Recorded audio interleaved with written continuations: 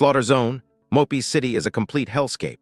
A massive, shadowy dragon wreathed in blue flames descends upon the spires, turning the skyline into a graveyard. People are running for their lives, screaming as the sky turns into a storm of lightning and fire. There's nowhere to hide when the city itself is being torn apart. An army of undead suddenly swarms the streets, cutting down anyone in their path. The survivors realize this isn't just a random attack. It's the work of one man, the solo player known as Bai Yi. Zichuan, the president of the desolate Ghost Guild, can't believe what he's seeing through his telescope. He's shaking, realizing the gap between a top guild and the strongest player is an uncrossable ocean. The city gates are breached by waves of shadowy warriors. Mopi's was supposed to be a fortress, but against this legion, it's just a house of cards. Zichuan watches in pure terror as the dragon looms overhead. He knows that no single person should have this kind of power, yet Bai Yi is making it look easy. Bai Yi looks down at the chaos with a cold, singular red eye. He doesn't look like a hero saving a world. He looks like the monster that's come to end it. Perched on a throne of bone and shadow atop his dragon, he gives the order for his legion to advance. Every breath he takes seems to drain the life out of the surroundings. He thrusts his skull staff forward, and it instantly glows as he absorbs even more power. He isn't satisfied with mere destruction. He wants every shred of power this world has to offer. A tidal wave of blue-flamed skeletons charges forward, echoing his thoughts about the myriad world's game. This power was a gift, a second chance he wasn't about to waste. He perches on the dragon's back, looking down at the fallen city. To him, this is just another step in a journey where he can only afford to become stronger. He remembers where he started, locked at a single point of HP with only a year of life remaining. It was a death sentence that he somehow turned into a reign of power. Several months ago, things were very different on Blue Star. It was a sunny day, the kind of day where you'd never expect your life to be stolen from you. In a quiet room, a dainty hand pulls out each plug of the life support machines. A woman's voice whispers a cold farewell, telling her victim not to come looking for her in the afterlife. Su Bai lies paralyzed in his hospital bed, forced to listen to his fiancée, Liu Ruyan, as she starts unplugging the machines keeping him alive. He's awake in his own mind, screaming for her to stop, but his body won't respond. He can only watch through half-closed eyes as his lifeline is cut. Liu Ruyan stands over him like a vulture. She's supposed to be the person he trusts most, but right now, she's just his executioner. She looks down with zero remorse, telling him he's basically a corpse already. In her eyes, she's just doing him a favor by ending it early. Su Bai was the #1 player on the planet, a man sitting on trillions in wealth until a mysterious accident turned him into a vegetable. He's trapped in a cage of his own flesh, able to hear every word but unable to even twitch a finger. The injustice of it all is burning a hole through his soul. Suddenly the door is kicked open, and another man strides into the room.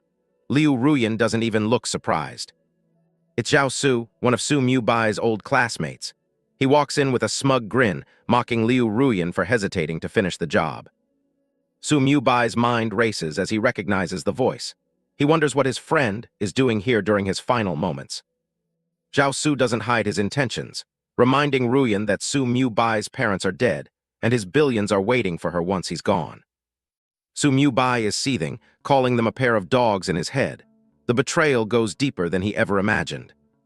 Zhao Su leans in, revealing that he's been planning this for 5 years, even going as far as putting Ruyan in Su Bai's bed just to wait for this day. They embrace right in front of him, laughing about the car accident that failed to kill him. Ruyan even complains that Zhao Su was too sloppy for not finishing him off on the road. The man Su Bai treated like a brother is the same one who tried to run him over. He's drowning in a sea of regret for ever trusting these two. Zhao Su reaches out to touch Su Bai's face, looking surprised that he survived such a brutal crash. He's impressed by the toughness of his victim. He sneers, telling Su Bai that not even a miracle from the heavens can save his life today. Zhao Su moves to finish the job, grabbing the mask and telling him to just go die already. He wants to make sure there's no coming back this time. Then his focus shifts back to Ruyan, and they start getting intimate right there in the hospital room. She giggles, asking him why he's being so impatient. She suggests they move to another room, feeling like it's bad luck to do this in front of a man who's about to die. Zhao Su picks her up and heads for the door, promising to come back and ravage her later. They leave Su Bai alone in the dark to suffocate. Su Bai is drenched in sweat, unable to even open his eyes as he fights against his own paralysis. He curses the heavens, pleading for his body to move just one time. The heart rate monitor starts to beep faster and then slows down. He can feel his life slipping away, and he absolutely refuses to accept this end. His hand falls limp as the final connection is severed. The world is fatting out, leaving him with nothing but his rage. Everything goes black, but his mind is still screaming. He won't let it end like this, not after what they did. Outside, the world is suddenly changing. People are stopping in their tracks, pointing at the sky in total shock. A massive, glowing portal appears over the city, pulsing with purple energy. A system voice announces that Blue Star has been selected for the Myriad Worlds game. The announcement echoes across the globe, telling everyone that they'll be starting a brand new life from scratch. For some, it's a nightmare. For Su Bai, it's an invitation. People look up at the towering skyscrapers as a countdown begins. In 30 seconds, the world they knew will be gone, and the game for survival will officially start. A mental download hits everyone on the planet, flooding their minds with everything they need to know about the Myriad Worlds game. It's a lot to take in all at once. People on the street are freaking out. One guy thinks it's the coolest thing ever that info just appeared in his head, while the dude next to him is visibly shaking with nerves. They quickly realize this game is the ultimate equalizer. Without a paid system, all the rich elites who used to run the world are suddenly just as vulnerable as everyone else. In a luxury bedroom, Zhao Su and Liu Ruyan are staring at their own holographic screens.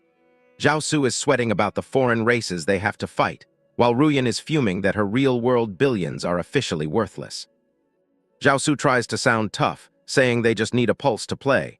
He sneers at the thought of Su Bai, wondering if he's even capable of joining the game. Liu Ruyan just laughs it off. She's convinced that even if Su Bai makes it in, his wrecked body will make him nothing but a useless anchor. The wait is finally over. The global countdown hits 0 and the transition begins. Across the world, billions of people are converted into digital data. Su Bai feels the pull as his essence is swept up into the system's transmission. Su Bai gasps for air, struggling to wake up and grasp this new reality. This is the reincarnation he never dared to imagine, his entire body drenched in a cold sweat. He struggles to pry his eyelids open, fulfilling the requirement for the system to confirm his identity. Heaven has just handed him a second chance, and he's not about to let it go to waste. Surrounded by a blinding white light, his resolve hardens. He refuses to just curl up and die. He's going to fight for every second of this new life. Beams of purple light erupt into the sky as the transmission goes full throttle. The old world is officially being left behind.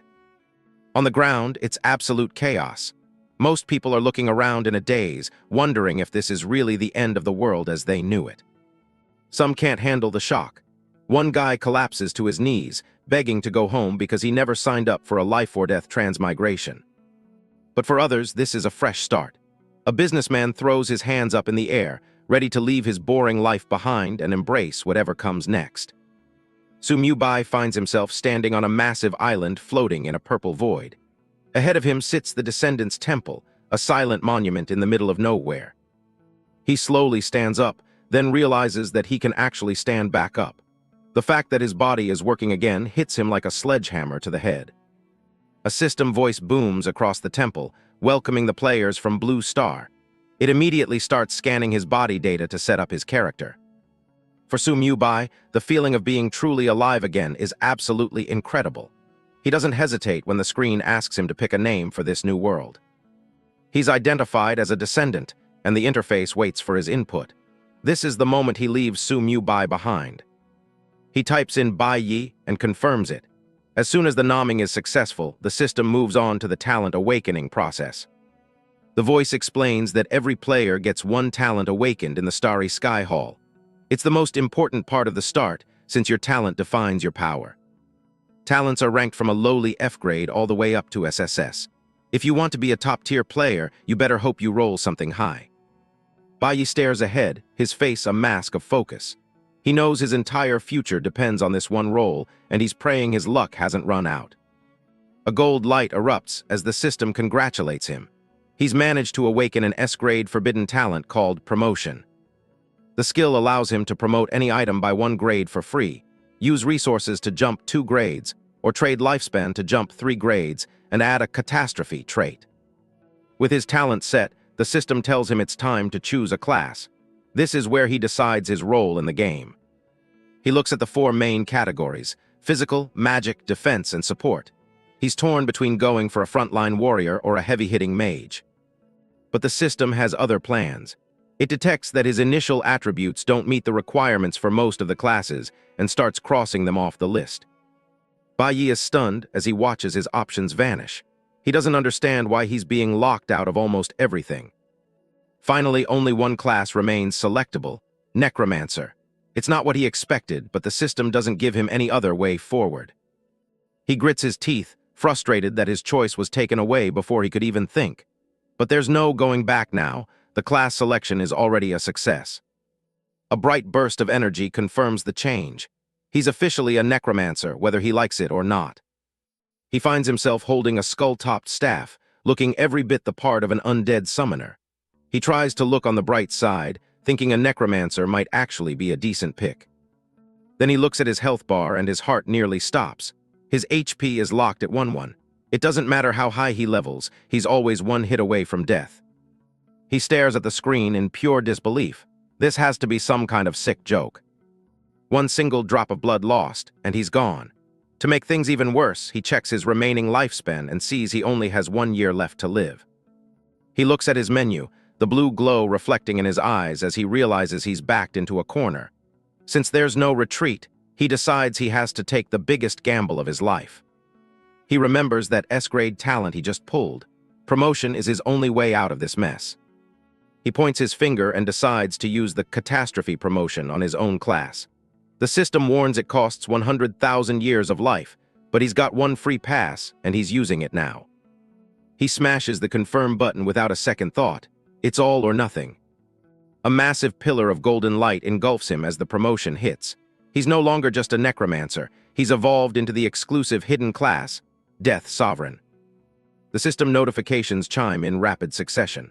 Baiyi has unlocked the lifelink and summon enhancement skills, along with an exclusive offhand item called the Book of Death, while his hidden class gains a mysterious catastrophe trait. A translucent window appears in front of him, starting a final 10-second countdown. The voice of the system instructs him to prepare for the official start of the Myriad Worlds game. Baiyi grits his teeth, his hand tightening around his wooden staff as the glowing red numbers tick down. He acknowledges that the promotion cost him dearly, but his focus is entirely on the immediate transition into the game world. His mind flashes with the images of Zhao Su and Liu Ruyan, their faces twisted into arrogant smirks. He vows to find them both and ensure they experience the same flavor of despair they forced upon him. The countdown reaches its final moments, 3, 2, 1, and then it finishes, marking the end of his old life. A block of text explains the harsh reality of death in this game, a loss of a level, and a full 10% of one's lifespan. Fortunately, the beginner village offers a temporary safety net, protecting players' precious remaining years from being deducted upon death. White light fades to reveal a lush, vibrant world where players are materializing by the dozens.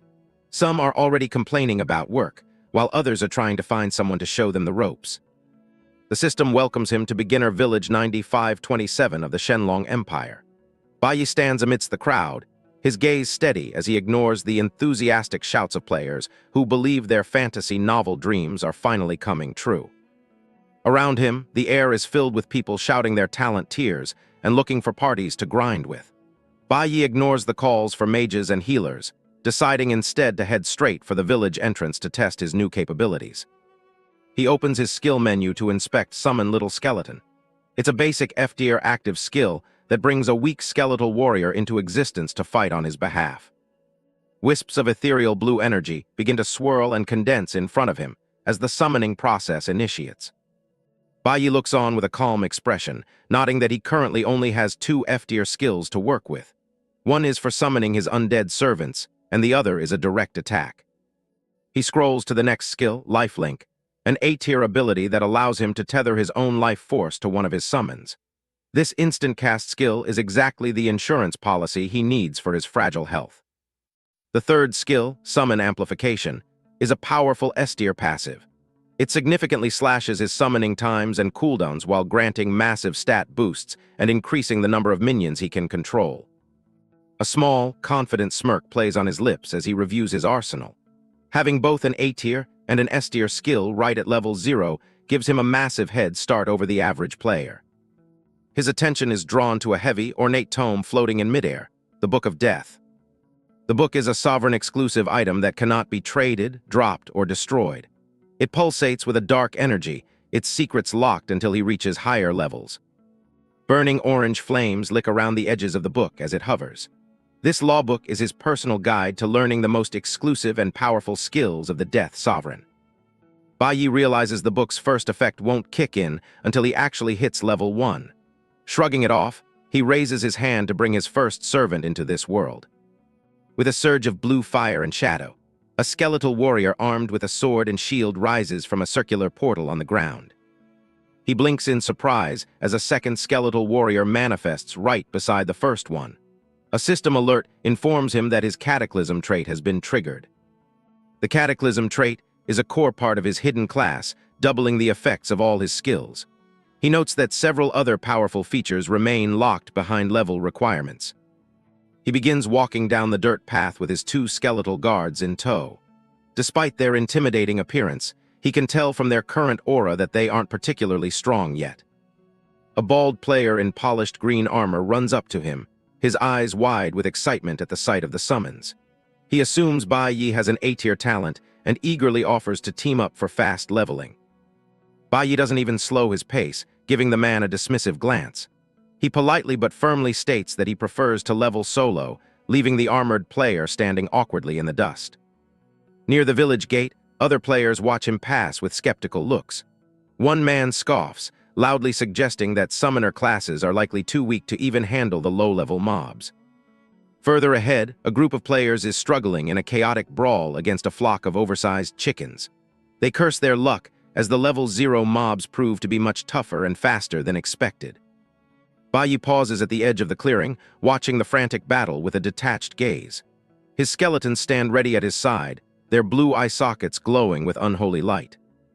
He focuses on one of the birds, and a stat window for a walking chicken appears. It's a level 1 mob with 100 hit points and enough attack power to make any unprepared player regret their life choices. A woman casting green magic nearby points him out to her teammate. They both stare in awe at his skeletons, realizing he must have pulled an incredible talent during the awakening phase. Bai continues walking toward the deeper part of the woods, his skeletons trailing behind him.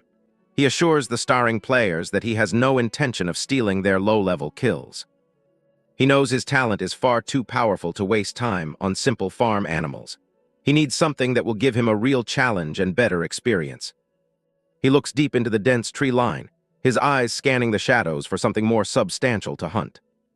He finds a group of red-eye rabbits lurking among the roots. They are level 2 creatures, and his skeletons immediately charge forward to engage them. The system warns him that these rabbits are known for their painful ramming attacks. Bai looks at the level 2 stats and finds the flavor text's warning about the rabbit's target choice quite humorous. He immediately orders his 2 skeletal minions to butcher these rabbits. White damage numbers pop up as the summons easily overwhelm the small monsters. He stands back and watches the slaughter, enjoying the fact that he doesn't have to risk himself in melee combat. He decides to summon even more minions to speed up the process. Dark energy ripples from his hands as he directs his growing army. "Hack it to pieces," he commands, his voice cold and focused. A red-eye rabbit is caught in a pincer attack, blood spraying as the skeletal blades find their mark and finish the creature off. A notification confirms the kill, granting him bonus experience for defeating a higher-level mob. He checks the gains and decides that this is a much better pace for reaching level 1. Bai pulls up his status window to check his health. While his base HP remains a precarious one, he now sees 2 massive lifelink bars, each with 400 health, effectively shielding him from death. After wiping out the group of rabbits, he looks back at his 4 active skeletons and decides it's a solid start. With a purposeful stride, he leads his undead squad deeper into the forest to continue the grind. Bai stands on the dirt path, watching his 4 skeletal warriors effortlessly dispatch another group of red-eye rabbits. The glowing blue eyes of his summons cut through the darkness of the forest. A group of nearby players stop their own hunting to watch in awe as he strolls past. They whisper about his 4 skeletons, speculating that he must possess at least an S-tier talent to be ranking so high in Beginner Village 9527 already. A golden pillar of light erupts around Baiyi as a system notification chimes. He has successfully reached level 1, gaining a boost to all his stats along with a skill point and 15 free attribute points. He pulls up his character panel to review his current state, noting that while his level has increased, his HP remains fixed at a precarious 1 point. He realizes that he needs to prioritize spirit to strengthen his summons and agility to ensure he can evade any direct attacks.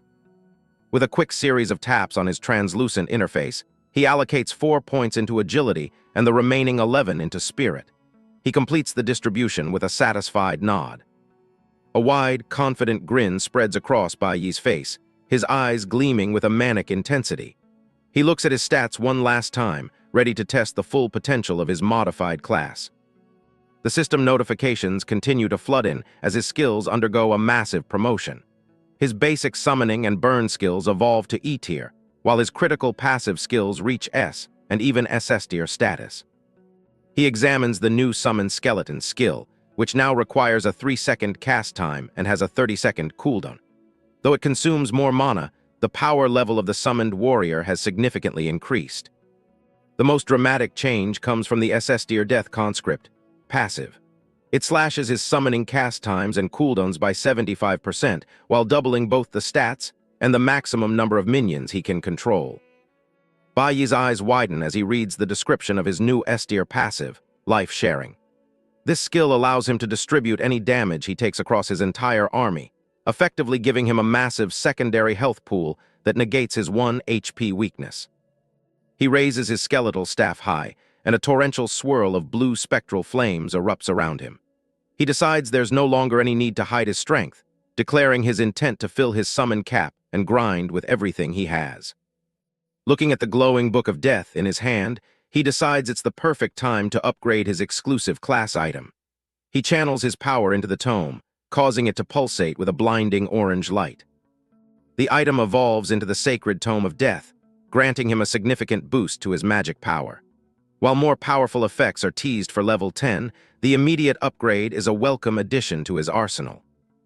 He sighs slightly at the modest magic power increase, but shakes it off as he prepares to move deeper into the forest. With his staff in hand and his spirit high, he declares that his true leveling journey has officially begun. From a bird's-eye view, Baiyi looks like a dark general as he marches through the woods. His skeletal warriors fan out around him, swarming over any monsters that dare to cross their path. A claw-cat demon with dark red fur and sharp talons lunges from the brush, letting out a ferocious roar. Its eyes are fixed on the intruder, but it has no idea what it's about to face. Baiyi doesn't even flinch, his face twisted into a dark, eager smirk as he begins the summoning ritual. He calls forth the full weight of his 20-skeleton limit, the air around him crackling with necromantic energy. The forest floor becomes a chaotic battlefield as his skeletons overwhelm the cat demons. One skeleton raises its blade to execute a mob, while Baiyi stands calmly in the center of the carnage, his staff glowing with power. A montage of combat alerts appears as he ruthlessly clears the area, defeating multiple level 3 claw cat demons. The constant stream of experience points culminates in another level up, bringing him to level 2. Half an hour of relentless grinding passes, and Baiyi has become a force of nature. He leads a literal tide of skeletal soldiers through the forest, clearing everything in sight at a speed that defies common sense. He raises his fingers in a commanding gesture, shouting for his army to keep the pressure on. The forest echoes with the rattling of bones and the roars of the undead as they charge forward under his command. Baiyi finally arrives at the entrance of a glowing red portal, the misty forest dungeon. He stands before the swirling energy with his massive army behind him, ready to conquer the first true challenge of the Myriad Worlds game. A system notification pings as Baiyi steps into the forest of mist. It's set to hell difficulty, the kind of place where one wrong move means game over. He's not alone, though. He's got a whole squad of armored skeletons standing ready behind him. He looks around, but the fog is so thick he can barely see his own hand in front of his face. The path ahead is completely swallowed by the white haze. It's the perfect spot for an ambush, and he knows it. Bai doesn't seem worried, though. He raises his staff, glowing with blue energy, and gives the order to his skeleton crew to scout ahead. He's looking to clear the path and take out anything that breathes or doesn't. He keeps his cool, knowing he can control his summons within a 100-meter range. Without that mental link, he'd probably lose half his army in this soup. He stands tall, arms on his hips, letting the skeletons do the heavy lifting. Suddenly, a massive mist tree towers over one of his soldiers. It's a level 8 elite with over 3,000 HP and some nasty-looking branches. The skeleton looks tiny compared to this wooden titan. Instead of panicking, Bai just smirks. Finding a monster this early is exactly what he wanted. He's ready to see just how much experience this overgrown tree is worth. He gives the command, and the skeletons swarm the giant. The treant fights back, lashing out with a skill called Entangle. A massive, glowing vine sweeps across the ground, trying to pin his boys down. One of the skeletons gets snatched up, thick vines wrapping around its ribcage. The monster isn't going down without a fight. It's got a surprising amount of strength for a walking pile of mulch. Bai watches the struggle, calculating the risks. The elite's attack power is impressive, but he's got a secret weapon, sheer numbers. He's got more skeletons than the tree has branches. He points forward, and the rest of the squad dives into the fray. Swords and axes bite into the treant's bark from every angle. It's total chaos as they focus fire on the monster. The treant finally collapses into a pile of wood. A notification pops up confirming the kill and a sweet 50% level gap bonus. That's a 60-point X boost right there. He checks the stats and realizes the hell difficulty has buffed the mobs by 3 levels. Every single one of them is an elite, which means the experience gains are going to be massive. He's got a long road ahead, but the payoff looks worth it. Suddenly, something massive shifts in the shadows behind him. A giant snake with glowing red eyes slithers out of the mist, ready to strike. It's a mist tree boa, and it's been waiting for him to let his guard down. The snake lunges, but Bai is too fast. He leaps back, blue energy sparking around his staff as he realizes he's been ambushed. This one's another level 8 elite, and it looks hungry. He doesn't let the surprise get to him. He jokes about roasting the snake for dinner as he readies a counterattack. The boa's stats pop up, showing off its strangle skill, but he isn't planning on letting it get close enough to use it. A blast of energy hits the snake square in the head. Red damage numbers fly off as it hisses in pain. He's dealing some serious damage, and he's just getting started. The skeletons don't miss a beat, jumping onto the snake's back. They hack away at its scales while Bai keeps up the pressure. It's a coordinated beatdown that leaves the monster with nowhere to run.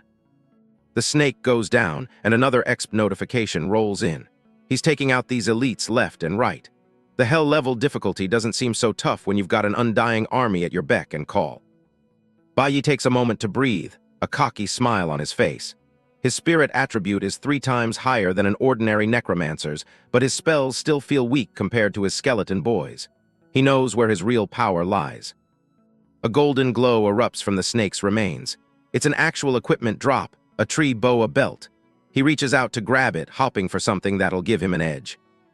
He inspects the belt, but it's just leather armor. He can't even use it, but he figures it'll still be worth a decent amount of gold. He tosses it into his inventory and keeps moving. He signals the squad to move out. They've got more ground to cover and a lot more monsters to find. The skeletons march ahead, their glowing eyes cutting through the fog. As they push deeper, the forest comes alive with threats. More treants and boas emerge from the trees, surrounding him. He's outnumbered now, but he doesn't look bothered at all. He slams his staff down, and a massive blue magic circle erupts beneath him. It's time for the harvest to begin. He's going all out to clear this wave in one go.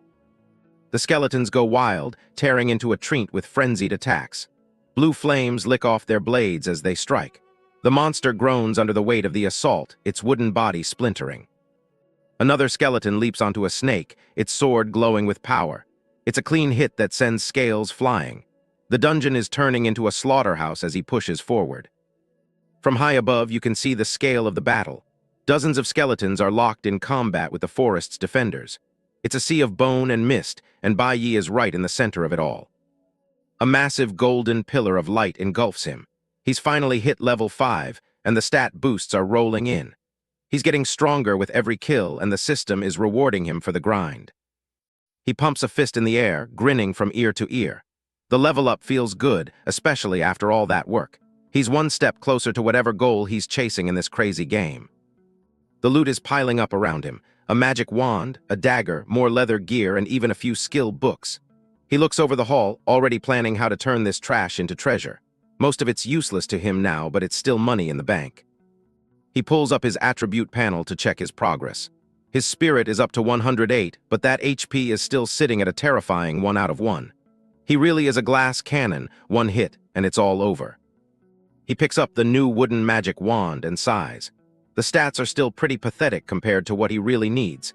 He knows he'll have to find something way better if he wants to survive the bosses. Something else catches his eye, his Tome of Death leveled up too. A new notification pops up as the book glows with an eerie orange light. It seems his growth is tied to more than just his own level. He opens the tome to check the new attributes. It's a class-exclusive item that grows with him, and the buffs it's giving his summons are insane. It even has a special effect that unlocks at level 10. He's impressed with the numbers, 25 points added to all attributes and extra damage against the undead. It's exactly the kind of edge he needs. He laughs to himself, feeling like he's finally getting somewhere. He rallies his skeletons, pointing his glowing staff toward the heart of the forest. With his new gear and boosted stats, he's ready for the big one. It's time to face the boss of this place.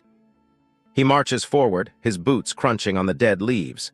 He's eager to see just how tough the boss really is on hell difficulty. He isn't holding anything back now. He rounds a corner and stops in his tracks. Ahead of him is a silver-grade boss and 2 enhanced elite guards. This is a huge jump in difficulty, and he knows it's going to be a brutal fight. The boss is a massive red serpent, the Mist Tree Boa King. It towers over the forest floor with 88,000 HP and an attack power that could probably one-shot anything. Those glowing red eyes are locked right on him. One of the guards, a smaller but still lethal-looking cobra, hisses as it readies to strike. It's an enhanced elite with over 8,000 HP and its own set of nasty skills. These guys are the real deal. Bai Yi rubs his chin, looking at the massive health bars. He's wondering if his skeleton crew can actually hold out against 80,000 HP. He decides there's only one way to find out and shrugs off the doubt. He gives the final command, and the skeletons charge forward into the clearing. They don't show any fear as they rush toward the massive serpent. The boss fight is officially on, and it's going to be legendary. The Mist Tree Boa King doesn't waste any time. It lunges forward and wipes out one of Bai Yi's skeletons in a single, brutal bite. He's genuinely shaken. That kind of raw attack power is absolutely terrifying. But the shock doesn't last long. Bai Yi grins, his eyes narrowing with a sharp, dangerous glint. Sure, the boss hits hard, but he's got a plan that doesn't rely on being tougher, just more numerous. He raises his staff, calling out for his Skeleton C tactic. If the snake wants to kill them, it's going to have to bite through an endless wave of bone. He's betting his entire strategy on overwhelming the boss with sheer volume. He gives the order to hack away, and the skeletons swarm the massive serpent. They're climbing all over it, swords and axes swinging wildly. It's a messy, chaotic brawl in the middle of the mist. The battle notifications start rolling in as his boys take down the guards. Killing those level 8 enhanced elites nets him a nice extra X bonus. It's a good start, but the main prize is still very much alive and angry. With the guards out of the way, Bai Yi focuses everything on the boss. He stands back, blue energy swirling around his hand as he directs the focus fire. It's all or nothing now. The Boa King lunges again, its massive body coiling and striking with incredible speed. It's a flurry of scales and fangs, trying to clear the skeletons off its back. The forest floor is being torn up by the sheer force of its movement. A close-up of the beast reveals its jagged fangs and dripping maw. It lets out a deafening roar that echoes through the trees. This isn't just a monster, it's a force of nature. Bai Yi looks a bit sheepish as he checks the damage numbers. His own attacks aren't doing nearly as much as he'd hoped. He's starting to realize he might be a bit of a lightweight in the direct combat department. The Boa King towers over the skeletons, looking down at them like they're nothing more than annoying bugs.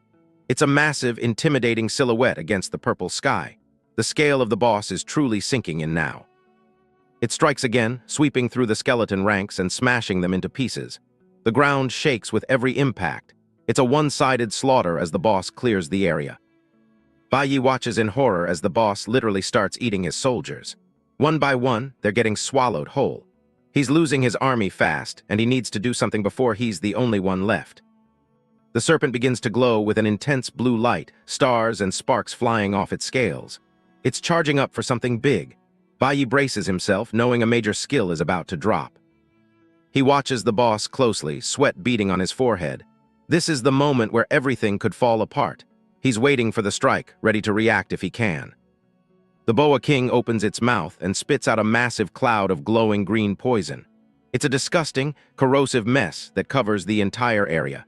The air itself seems to sizzle as the toxin spreads. Bai realizes the boss isn't just mindless, it's targeting him directly. The poison cloud is heading straight his way, and there's no time to dodge. He grits his teeth, bracing for the impact. The green toxic mist completely engulfs him, hiding him from view. It looks like it's over, but the boss is in for a surprise. The poison swirls around him, but he's still standing. He steps out of the smoke with a smug grin, completely unharmed.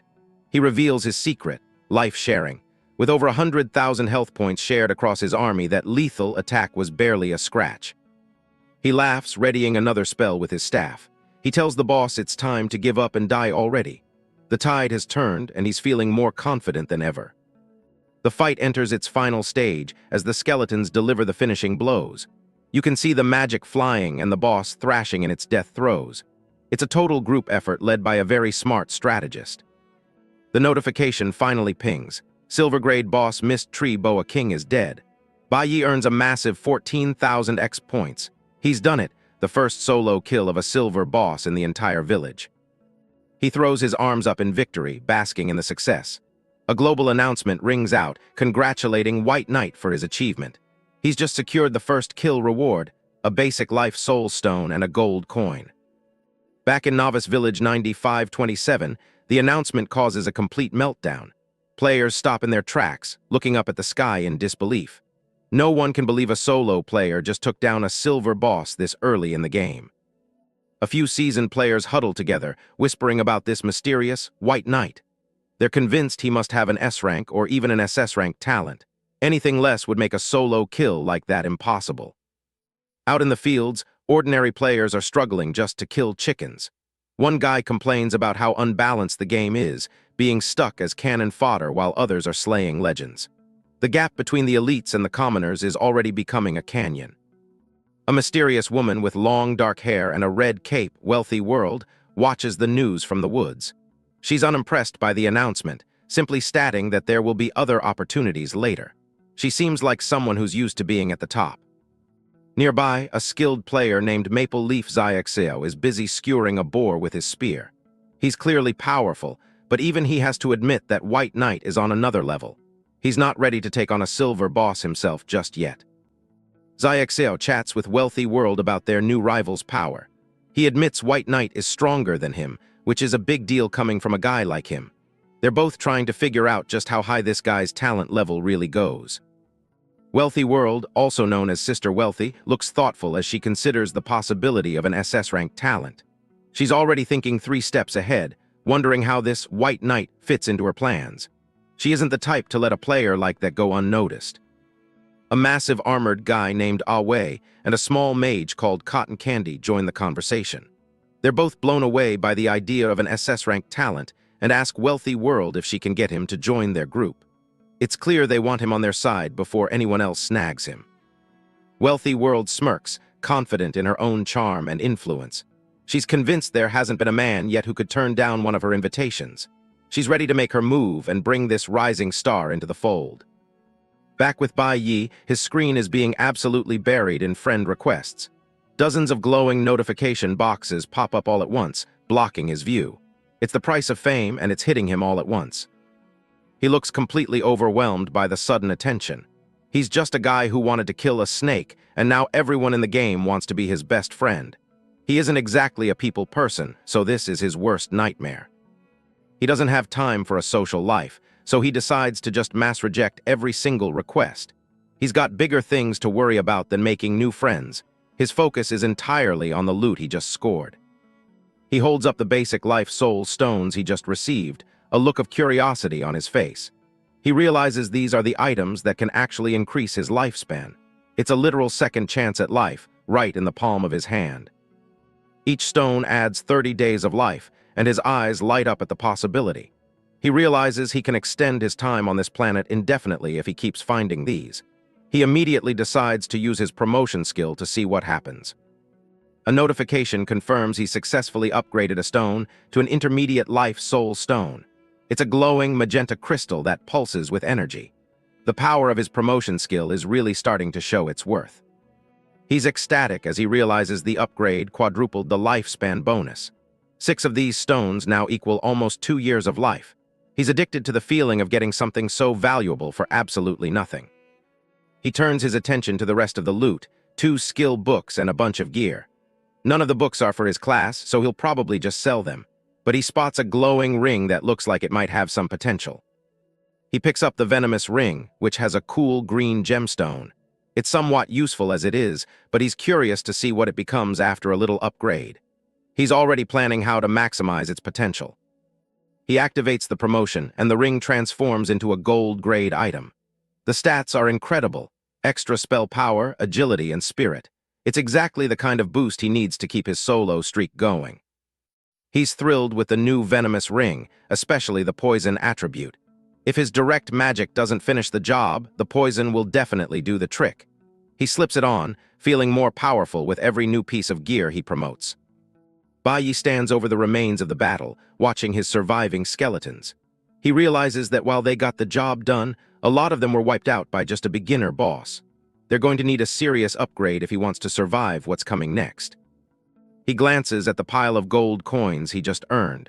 It's a small fortune for a level 1 player, and he's already thinking of the best way to spend it. He decides to see if he can push his summoning skill to the next level. A glowing holographic interface appears, offering him several paths for his summon skeleton skill. He skips the basic promotion and goes straight for sublimate, looking to unlock the true potential of his undead army. He isn't interested in small steps. The system asks for 5 gold coins to finalize the sublimation, a price that makes Baiyi's eyes widen. It's a massive investment this early in the game, but he knows that power doesn't come cheap. He takes a deep breath and confirms the trade. A brilliant flash of blue light signals the success of the upgrade. His summoned small skeleton has evolved into the D-rank Summoned Skeleton Soldier. Now, instead of just basic bone puppets, he can call upon specialized warriors and archers to do his bidding. Baiyi raises his hand, and a new type of minion rises from the ground, a skeleton archer, crackling with blue soul fire. He's thrilled with the result, feeling like his 5 gold coins were well spent. He calls it his little cutie with a dark, satisfied grin. The stats for the skeleton archer pop up, showing impressive agility and a double-shot skill. It's a significant jump in power from the basic skeletons. The transition to the archer class has clearly given it a massive boost in combat effectiveness. He also checks the stats for the skeleton warrior, which now boasts high strength and a heavy strike skill. It's built for the front lines, ready to take hits and dish out massive physical damage. This is the foundation of a true army. Baiyi looks over his new subordinates with pride, feeling that his Scourge army is finally starting to look the part. He commands them to spread out and continue exploring the forest. He's ready to see what these new soldiers can really do. The skeletons dash through the misty woods, their glowing blue eyes cutting through the darkness. Baiyi follows behind, watching them work. The forest feels much less threatening with a squad of specialized killers at his side. They soon run into a group of level 8 elite goblins, but Baiyi doesn't break a sweat. He calmly directs his ranged units to focus their fire on one target at a time. The battle is orderly and efficient, a far cry from the chaotic brawl with the boa. An arrow from one of his archers finds its mark, slamming into a goblin's head with a sickening thud. The impact is brutal, showing off the increased power of the upgraded summons. The goblins don't stand a chance against the coordinated assault. The skeletons finish off the rest of the goblins with ease, clearing the area in seconds. Baiyi moves through the forest with increased speed, realizing his own attributes have grown as well. He decides it's time to move to a higher level area to keep the momentum going. The notification pings with more experience points as he leaves the battlefield behind. He's already level 8, and the bonus experience from killing elites is pushing him even further. He's moving at a pace that most players could only dream of. Back in the village, the air is filled with the shouts of players trying to form squads. Most are looking for a ranked talents or higher to tackle the mist forest. It's a frantic, competitive scene as everyone tries to gain an edge. A burly man in heavy armor stands on a crate, shouting for people to join his hegemony guild. He, met with skepticism from the crowd, who wonder why they should work for him. He looks like a typical boaster, but he has the numbers to back it up. To silence the doubters, he displays his S-rank talent, Born Leader. It's a powerful skill that allows him to form a guild for free and grants massive bonuses to all members. The glowing blue interface shows exactly how much faster they could grow under his command. The crowd's attitude shifts instantly as they see the 20% experience and drop rate bonuses. An S-rank talent is incredibly rare, and everyone wants a piece of that power. The recruiter is suddenly mobbed by eager players. The recruiter laughs, enjoying the attention, and tells everyone to line up and join one by one. He's already thinking about the grand plans he has for his new hegemony. He feels like he's on top of the world. Suddenly, a server-wide notification appears in the sky, drawing everyone's attention away from the recruiter. It's a pinned message, a luxury that costs a fortune this early in the game. The entire village stops to read it. The message is from Wealthy World, and it's a direct plea to Brother White Knight to accept her friend request. She claims to have important business to discuss. The fact that she used a 10 gold coin message just for a friend request is mind-blowing. The players in the village are stunned by the sheer display of wealth. A man with a goatee wonders aloud where someone could possibly get 10 gold coins so quickly. He's also curious about just how strong this White Knight must be to warrant such an expensive invitation. Out in the woods, Bai sees the message and is genuinely impressed. He knows how hard it is to get that much gold, and he's intrigued by someone who would throw it away so casually. He decides it's worth a meeting and accepts the request. The two become friends, and Wealthy World immediately gets to the point. She offers to cover all his equipment and skills, and even throw in 100 gold coins as a signing bonus. It's an offer that sounds almost too good to be true. Bai is skeptical and asks her why he should trust her. He's seen a lot of scams in his life, and he isn't about to sign his life away for a few gold coins. He wants proof that she's the real deal. Wealthy World doesn't hesitate. She tells him that to her, money is just a number. She offers to show him her talent as proof of her sincerity. She's confident that once he sees it, he'll understand why she can make such bold promises. She reveals her SSS-rank talent, God of Wealth. She stands surrounded by a literal rain of gold coins, her elaborate dress shimmering. The talent allows her to manifest money, increase her held currency daily, and ensures she never loses items on death. It's a game-breaking ability that explains her bottomless pockets. Bai stares at the screen, his mind racing. He's seen some powerful things, but a heaven-defying talent like that is on an entirely different level. He realizes he might have just met the most important person in the game. Bai stares at the SSS rank status screen, acknowledging that a God of Wealth talent is basically a license to print money. But for him, joining a team means the risk of his 1 HP secret getting leaked to the world. He flatly rejects the offer, telling the girl he prefers to solo during these early stages. It's just safer to level up alone when one stray hit could end his entire run. Wealthy World is fuming. She's got the wealth and the power, yet this guy just brushed her off like she's nothing. She watches him walk away, her pride taking a serious hit in front of her team. Her teammates are just as stunned, wondering why anyone would pass up a chance to roll with an SSS-ranked talent. They figure they'll just have to prove they can handle the grind perfectly fine without him. Suddenly, her interface pings with a new message. Her expression shifts from annoyance to genuine curiosity as she realizes it's from him again. Bai is actually looking to do business, offering up some spare equipment and skill books their team might be able to use. Wealthy World is immediately interested, never one to turn down a profitable trade. She breaks into a wide grin, eager to get her hands on whatever he's selling. She tells him she'll be waiting for his notification once he's done with his current business. The rest of the team starts getting hyped, realizing they might be getting a major power boost soon. Better gear means faster leveling, and they're all for it. Just then, a massive bronze-grade boss, the wild boar leader, spawns right in front of them. The team immediately shifts into combat mode, realizing this is their chance for a big kill. Wealthy World turns to her spearman teammate, asking if he's confident enough to take it solo. He looks ready to go, unfazed by the creature's massive size. To secure the global system announcement for the guild, he leaves the party to go for the solo kill. The others stand back and keep watch, making sure nobody else interferes with the fight. Wealthy World cheers him on as he charges toward the massive beast. It's a bold move, but they need that publicity to keep their guild's reputation on top. The spearman lunges forward, his weapon glowing with energy as he targets the boss's weak points. He's putting everything into this opening strike to set the pace of the battle. A direct hit connects, carving a massive chunk out of the boar's health. The impact sends a shockwave through the clearing as the beast let out a roar of pain. He doesn't let up for a second, dancing around the boss with a series of high-speed strikes. He's determined to end this quickly and prove his worth. The wild boar leader swings its massive club, nearly crushing him into the dirt.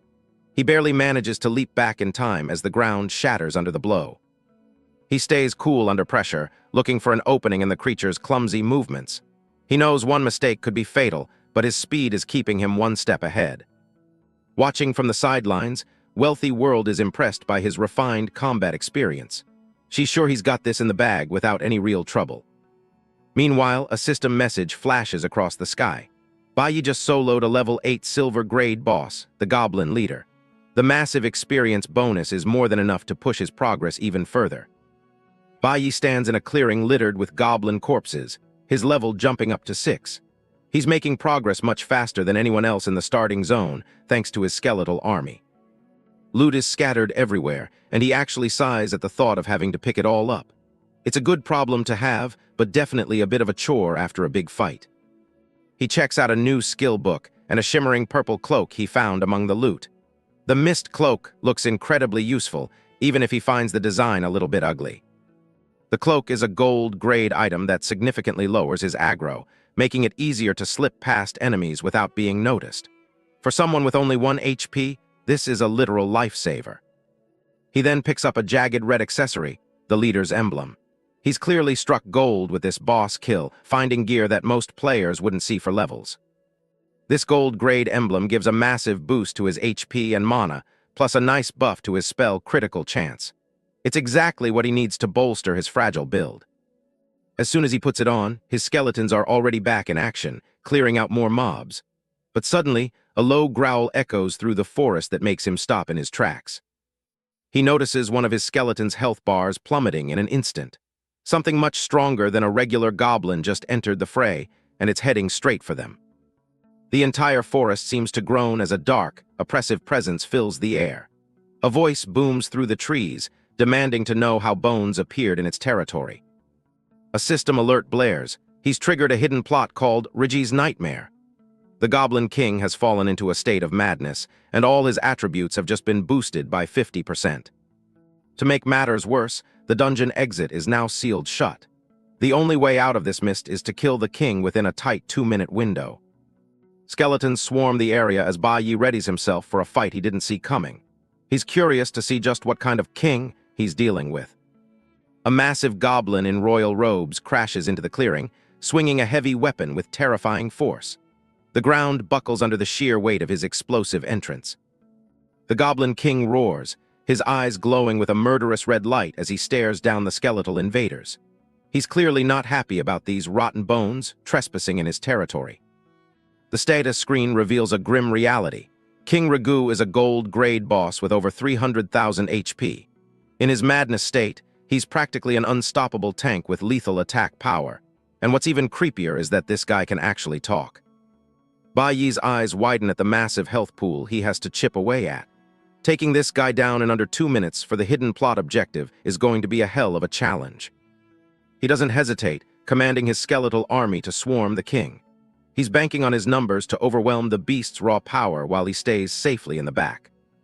The skeletons pile on, their arrows and blades chipping away at the king's massive HP bar. Damage numbers flood the air as the boss struggles to swat away the relentless undead. Ragu swings his massive club in a blind rage, smashing through the skeletal ranks with every blow. He's shouting insults at the filthy rotting bones as he tears them apart. A massive red energy blast erupts from the king, threatening to vaporize everything in its path. The sheer intensity of the attack is enough to make anyone rethink their chances of winning.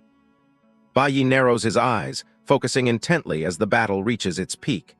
He's calculating his next move, knowing he needs to finish this right now before the timer runs out. He steps forward, his hand glowing with a bright blue magical aura as a complex circle forms on the ground.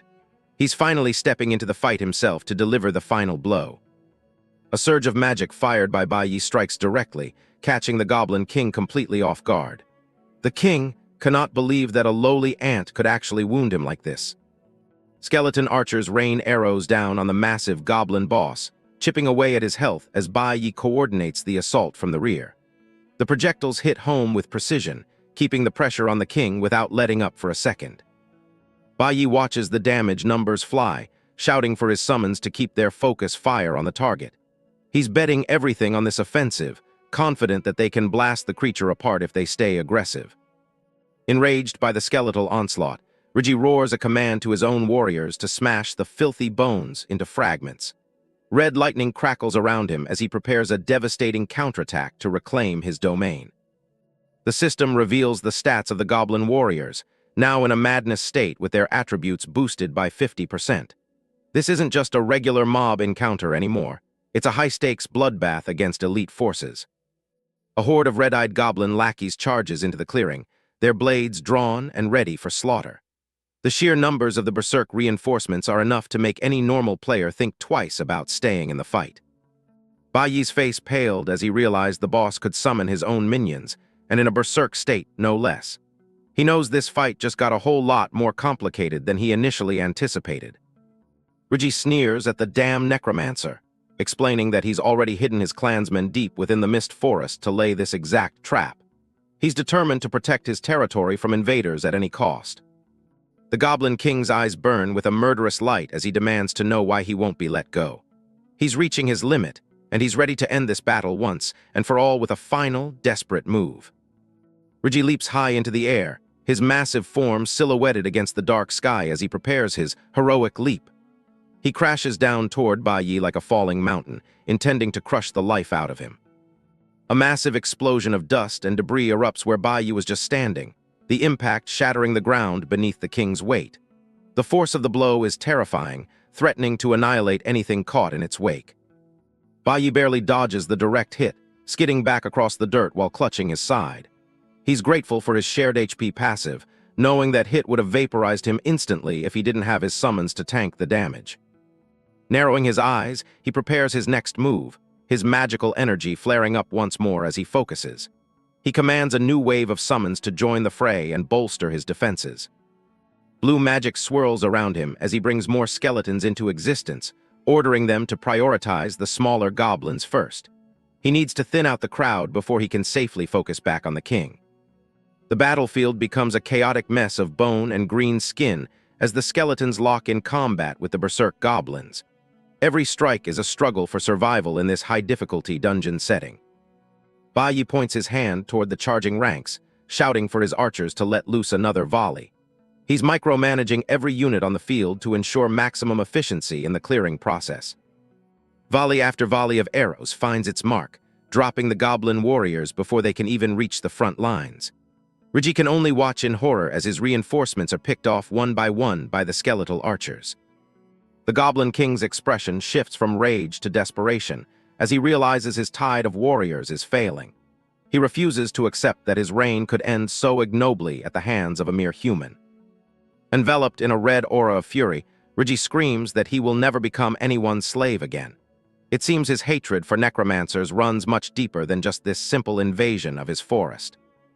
A system notification pings. Rigi has entered his final berserk state, trading defense for massive boosts in speed and power. He's a glass cannon now, but one that can likely one-shot almost anything in his path. Bai Yi just scoffs at the boss's dramatic speech, calling him a noob for all the useless posturing. He readies a ball of blue energy, focused entirely on ending the fight right here and now. Suddenly, a global announcement flashes across his vision, celebrating a player named Maple Leaf Xiaxio for the first solo kill of a bronze-grade boss. He's a bit annoyed that his first kill glory was just snatched away by someone else. He shakes off the distraction, knowing he can't risk losing the bigger goal for the sake of small gains. He needs to stay focused if he wants to survive this disaster-grade encounter and reap the real rewards. His skeletons charge forward with renewed vigor, their blades glowing as they deliver massive hits to the boss.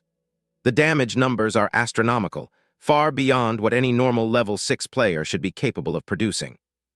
Reggie is pelted with a final barrage of arrows and sword strikes, his massive health bar finally hitting 0. He collapses into the dirt with a heavy thud, the long battle finally coming to an end. The Goblin King's crown clatters to the ground as his eyes go dark, his body going limp after the intense struggle. It's a silent, undignified end for a creature that fought with such absolute desperation. Bai Yi walks over to the corpse, his expression neutral as he searches for any loot. He's surprised to find absolutely nothing dropping from such a difficult and high-level boss kill. He starts to wonder if this strange lack of rewards is tied to the hidden plot he triggered earlier. There's something unusual about this entire dungeon experience that doesn't follow the normal game rules.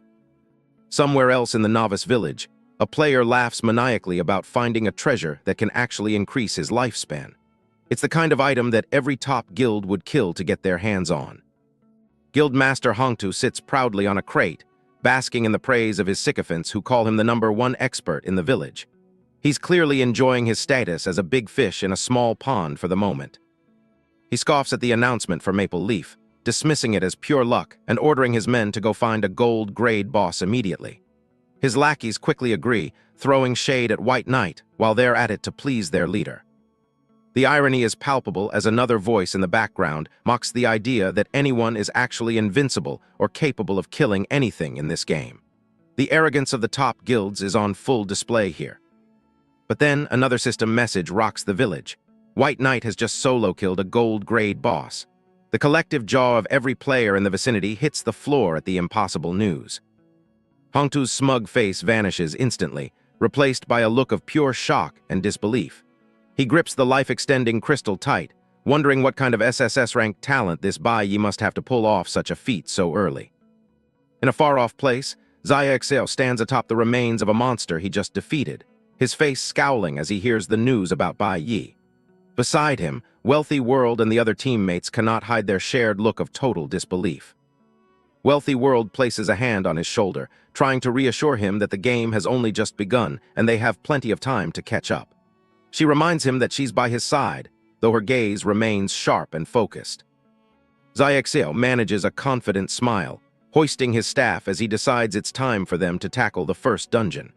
He's determined to reclaim his spot at the top of the leaderboards and outshine this new rival.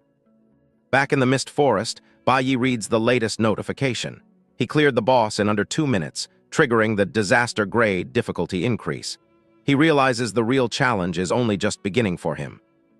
A spectral mask of Reggie's face manifests in the air, glowing with an eerie blue light as it haunts the clearing. It's a chilling reminder of the king's final words and his refusal to be a slave. Bai Yi looks around in confusion, wondering what kind of bizarre event he's just kicked off in this dungeon. The blue energy swirling around him feels heavy and unnaturally cold. Visions of goblins trapped in cages and consumed by flames flicker before his eyes, showing a tragic side to their history. He can't help but feel a bit of sympathy for how they were treated before they became the monsters they are today. A familiar figure emerges from the blue smoke. It's the small skeleton Bai Yi summoned when he first started. He suddenly realizes that this tiny, weak summon was actually one of the goblins from those tragic visions. Reggie's spectral soul begins to pour into the small skeleton, merging with the tiny, fragile frame. It's a bizarre sight, watching the essence of a powerful king take over the body of the lowliest minion. Bai Yi looks on in surprise as the air around the small skeleton begins to ripple with intense magical energy. Something is happening that wasn't in his original plan for the encounter. A blinding pillar of blue light erupts from the tiny minion, the silhouette within growing rapidly in size and stature. The transformation is violent and overwhelming, completely reshaping the clearing. From the fading light, a towering figure clad in heavy blue armor and a tattered red cape emerges, wielding a massive, jagged blade. This isn't just a simple summon anymore, it's a monarch of the dead. The system window flickers to life, revealing the terrifying truth. The small skeleton has become the Skeleton King, Ragu. At level 10 and in an insane state, his attributes have skyrocketed, making him a formidable dark gold grade boss. A cryptic message from the game warns that this creature, one of the most successful creations of ancient necromancers, shouldn't even exist in a novice area. The balance of the world is being tested by this unexpected anomaly. The newly born skeleton king looks down at his bony hands, his voice a rasping echo of his former self. He laments that despite all his efforts, he couldn't escape the inevitable fate of becoming one of the undead. Rigu raises his sword, commanding a legion of skeletal warriors to rise and fight in his name. The ground bursts open as his loyal subjects crawl out of the earth to serve their king once more in the mortal realm. He swings his massive black sword, the blade wreathed in dark blue energy that hums with destructive power. He's ready to turn this entire forest into a graveyard for anyone who dares to stand in his way. Baiyi breaks into a cold sweat as he takes in the sight of a dark gold boss in a novice zone. He can't believe the game would throw something so overwhelmingly powerful at players who are just starting their journey. The Skeleton King stands tall amidst a storm of blue lightning, his presence alone warping the environment around him. He is a literal god of death in this small corner of the myriad worlds, radiating pure menace. The stats for the king's summoned warriors appear, showing them to be level 10 with 60,000 HP each. These aren't just fodder, they're elite soldiers boosted by a terrifying aura that enhances all their attributes. Even more windows pop up, detailing the skeleton mages and archers that have joined the fray. Each one is a high-level threat, their power pushed even further by the aura of the dead surrounding the king. Rigu's blade carves through the air, sending out shockwaves as he declares that all enemies shall join the ranks of the undead. Baiyi realizes with a sinking feeling that his own minions are barely keeping up with just a few of these new threats. The protagonist grits his teeth, his mind racing to find a way out of this nightmare. The sheer attack power of the boss is so high that he knows a single direct hit would likely end his journey before it even truly began. To make matters worse, a system tip announces that novice village protection has been disabled for this hidden plot. Death now carries a permanent penalty of at least 10 years of his actual lifespan, a price he absolutely cannot afford. The thunder-heavy strike comes down with a deafening roar, numbers in the thousands popping up as the ground is scorched by magical lightning. The sheer scale of the damage is enough to wipe out an entire party. Baiyi is sent tumbling backward as the shockwave of the blast hits him, his body crackling with residual electricity. He's barely clinging to life, the terrifying reality of the stakes finally hitting home. Pushed to the brink, he points his staff forward and commands his remaining little ones to focus all their fire on the scums. He knows he has to take down the boss's minions first if he wants any chance at the king himself. Another massive strike from the king tears through the battlefield, the damage output remaining consistently lethal.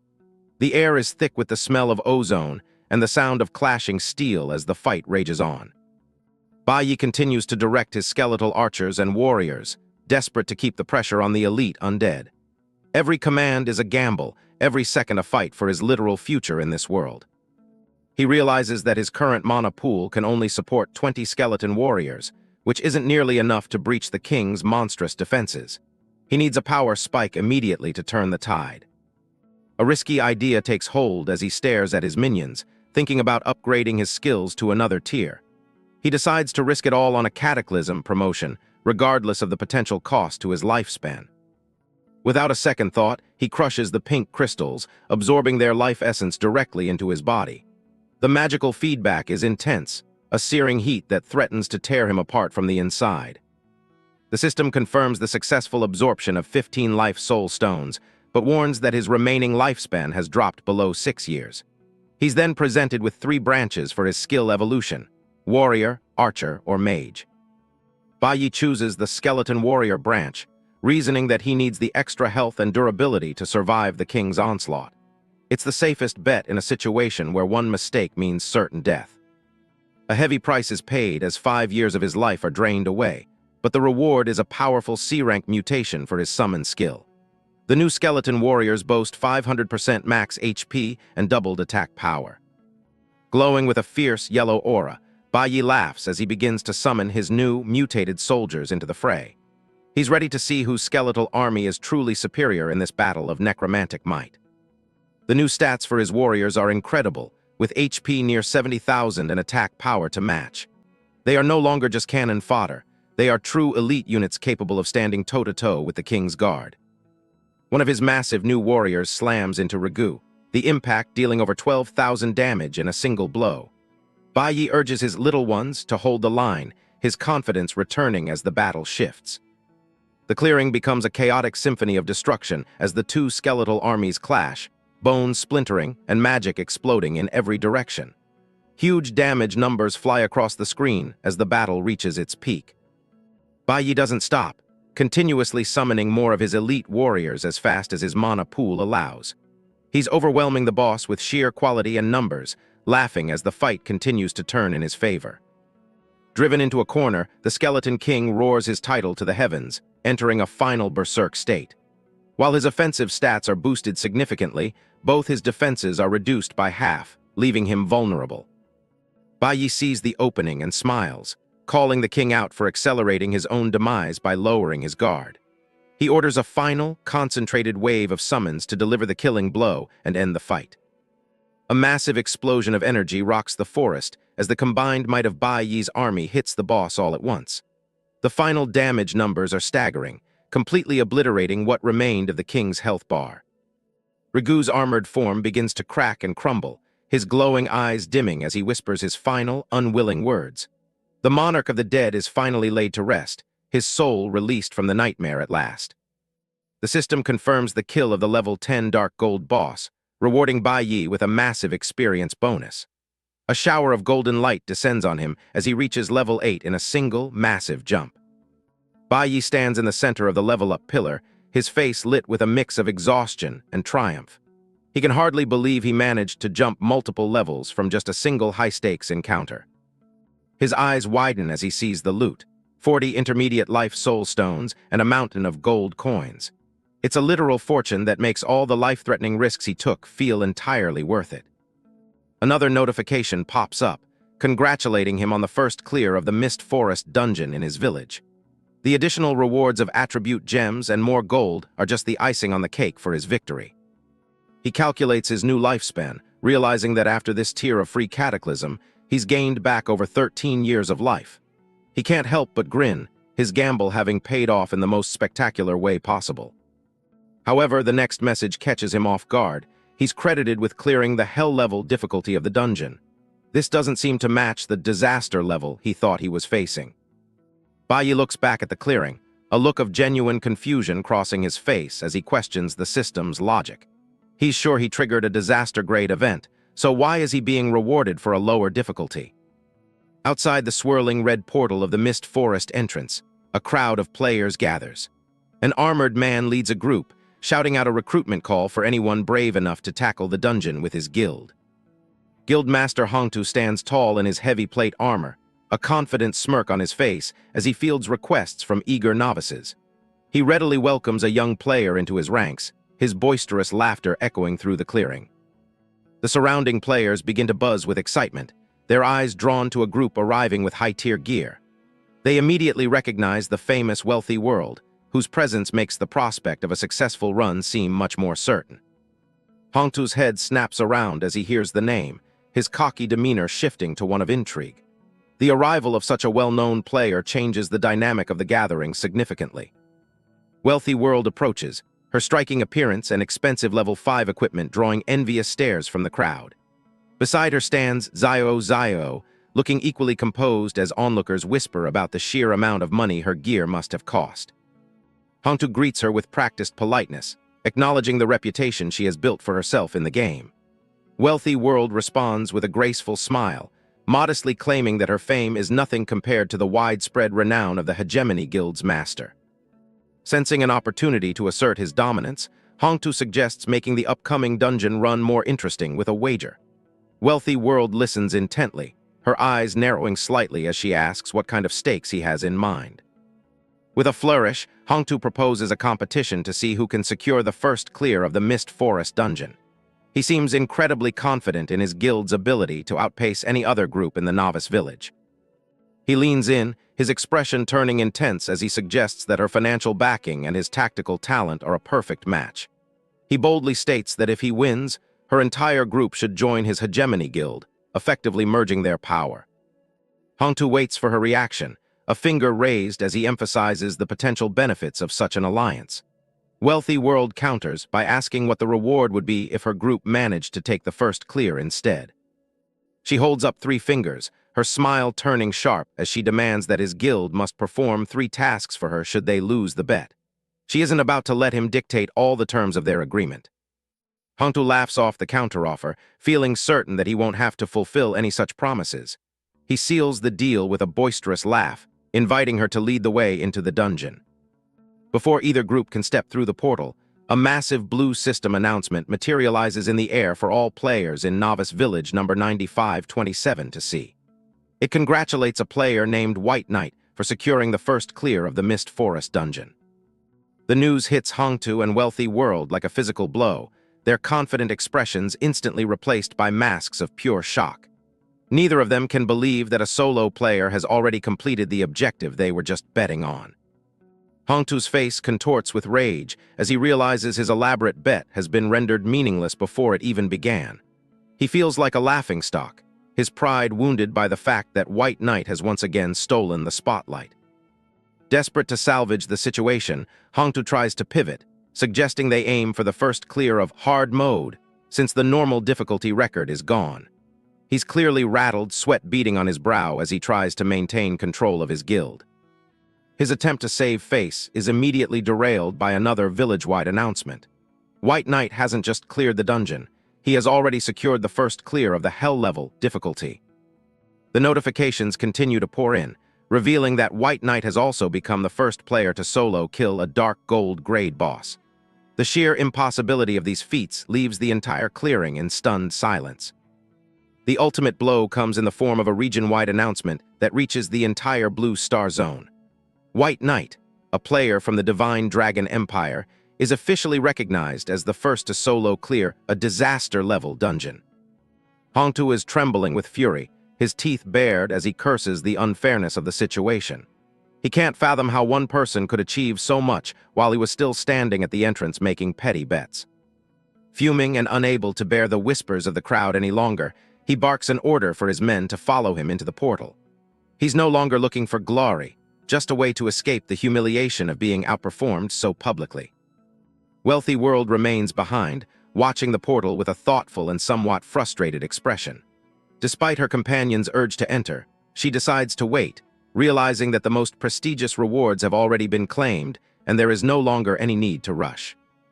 In Novice Village 8888, a powerful warrior in a red coat faces off against a massive goblin king in the Mist Forest. The area is a hell-level zone, and the beast is a formidable opponent even for a top-tier player. He lunges forward, his blade clashing violently against the monster's muscular arm. The impact creates a massive shockwave, but the beast stands its ground, barely bothered by the assault. The swordsman, breathing hard, glares at his foe in frustration. He's annoyed that someone named White Knight is already making global headlines while he's still struggling to take down this single boss. Meanwhile, in Village 9526, a blonde knight named Zhao Su stares at the global announcement with a look of suspicion. The name, White Knight, feels incredibly familiar to him, and it's starting to get under his skin. He turns to his companion, Liu Ruyan, and mockingly asks if this is one of her old boyfriends trying to make a comeback.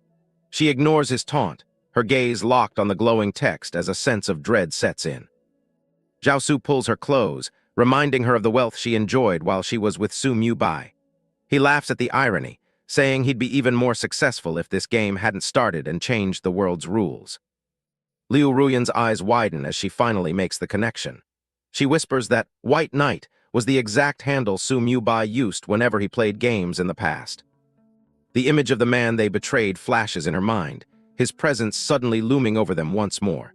If he's still alive, their lives are about to get a lot more complicated. Zhao Su scoffs, refusing to believe it could be him since he personally pulled the life support plug in the hospital. He's convinced the name is just a common one and that it's all a big coincidence. He tells Liu Ruyan that if it really is him, it just saves them the trouble of finding him. He suggests she simply seduce him again to lure him into a trap so they can finish the job once and for all. Liu Ruyan regains her confidence, a cold, calculating smile crossing her face. She's certain that her charms are irresistible and that she can handle whatever this White Knight turns out to be. Far away, the real White Knight, Bai Yi, stands triumphantly over the corpse of a disaster-level boss. The system rewards him with an S-rank skill and epic gear for his world-first solo clear. He quickly pulls up his inventory to see exactly what he's earned from this massive victory. He finds a new skill called Siphon, which allows him to absorb death energy from corpses and store it. It has no cost and a massive range, making it the perfect tool for a necromancer. Baiyi activates the skill, and dark, swirling energy begins to drain from a nearby skeleton. The ability feeds directly into him, replenishing his mana and strengthening his connection to the undead. He lets out a satisfied laugh, realizing his mana consumption issues are finally a thing of the past. As long as there are bodies on the battlefield, he can keep his army going forever. He doesn't waste any time and uses his promotion talent to upgrade the Death Siphon Feedback skill book. The system confirms the cost-free promotion, pushing the ability to Tier 1. A golden light erupts as the skill evolves, permanently increasing its efficiency. He's now mastered the upgraded version, granting him even more power from every harvest. Looking at the massive corpse of the boss, he decides to see what kind of power he can pull from a high-level remains. "Let's test it out on you first," he says with a smirk. The results are staggering, as the system reports he's siphoned over 300 points of death energy from the Skeleton King's corpse. Tendrils of dark energy erupt from the remains like a storm, spiraling into Baiyi's form until his energy storage hits its limit. He's overflowing with power, more than he ever thought possible. Even he is taken aback by the sheer amount, wondering if the boss's undead nature made its essence much richer than a typical monster. He turns his attention to the main prize, the Whisper of the Dead Robe. It's a sleek, epic-grade piece of gear that scales with his level, though it currently remains unidentified. He notes that this is likely the first epic item in the entire game zone. Since he doesn't have an appraisal skill yet, he decides to keep it safe in his inventory for now. But as he continues to search the remains, his eyes suddenly snap wide at a new discovery. He starts frantically digging through the loot with both hands, tossing aside bones and debris. He's determined to squeeze every bit of value out of the boss he's now killed twice. It's an absolute explosion of loot, with treasures of all kinds scattered across the ground. The list of rewards is massive, including gold coins, high-level gems, and several pieces of gold and dark gold equipment. He's essentially hit the mother lode. Among the treasures are multiple skill books for summoning different types of skeletons and a massive bone sword. He's practically inherited the boss's entire skill set. Finally, he finds a rare quest item called Hale's Crystal Ball, along with several soul remnants. It seems his victory has unlocked a path to an even greater challenge. The system prompts him to fuse 3 of his skeleton summon skills into a single, more powerful ability. He realizes he can combine his champions, archers, and mages into one elite force. He uses direct promotion to bypass the usual requirements and creates the Summon Advanced Skeleton skill. A golden vortex of energy marks the birth of his new, superior command. After checking the new skill's stats, he notes that it's already powerful but has room to grow. One more promotion could make it truly unstoppable. He examines the promotion tiers, seeing options that require massive amounts of gold or even his own lifespan. Opting for the free Tier 1 upgrade, he taps the promotion button. The skill level jumps to B rank, significantly increasing the number of elite skeletons he can summon at once. With his army upgraded, he turns his attention back to the mysterious crystal ball. He wonders what kind of secret or power lies within the glowing orb. A system message asks if he'll accept an epic grade quest called Hale's Legacy. It warns him of the extreme difficulty, urging him to consider the risks carefully. Baiyi isn't satisfied with just an epic quest. He wonders if his promotion talent can be used on quest items as well. He reaches out and activates his talent on the crystal ball, pouring his energy into the orb. A sudden, violent surge of light erupts as the quest itself is forced to evolve. The gamble pays off beyond his wildest expectations. The quest is promoted to a legendary grade mission called Dylan's Sorrow, with difficulty beyond imagination. Without a moment's hesitation, he clicks accept. A massive, blue-flamed undead dragon roars on the screen as the legendary contract is officially sealed. He checks the final stats of Dylan's crystal ball. It's a legendary grade orb that scales with his level, granting massive boosts to his spell power and overall durability. Baiyi grins, a glint of excitement in his eyes as he thinks about the massive boost to his critical hit chance. This single bonus has completely transformed his combat potential. He clutches the crystal ball, glowing with ethereal light, while the system notification confirms the incredible harvest.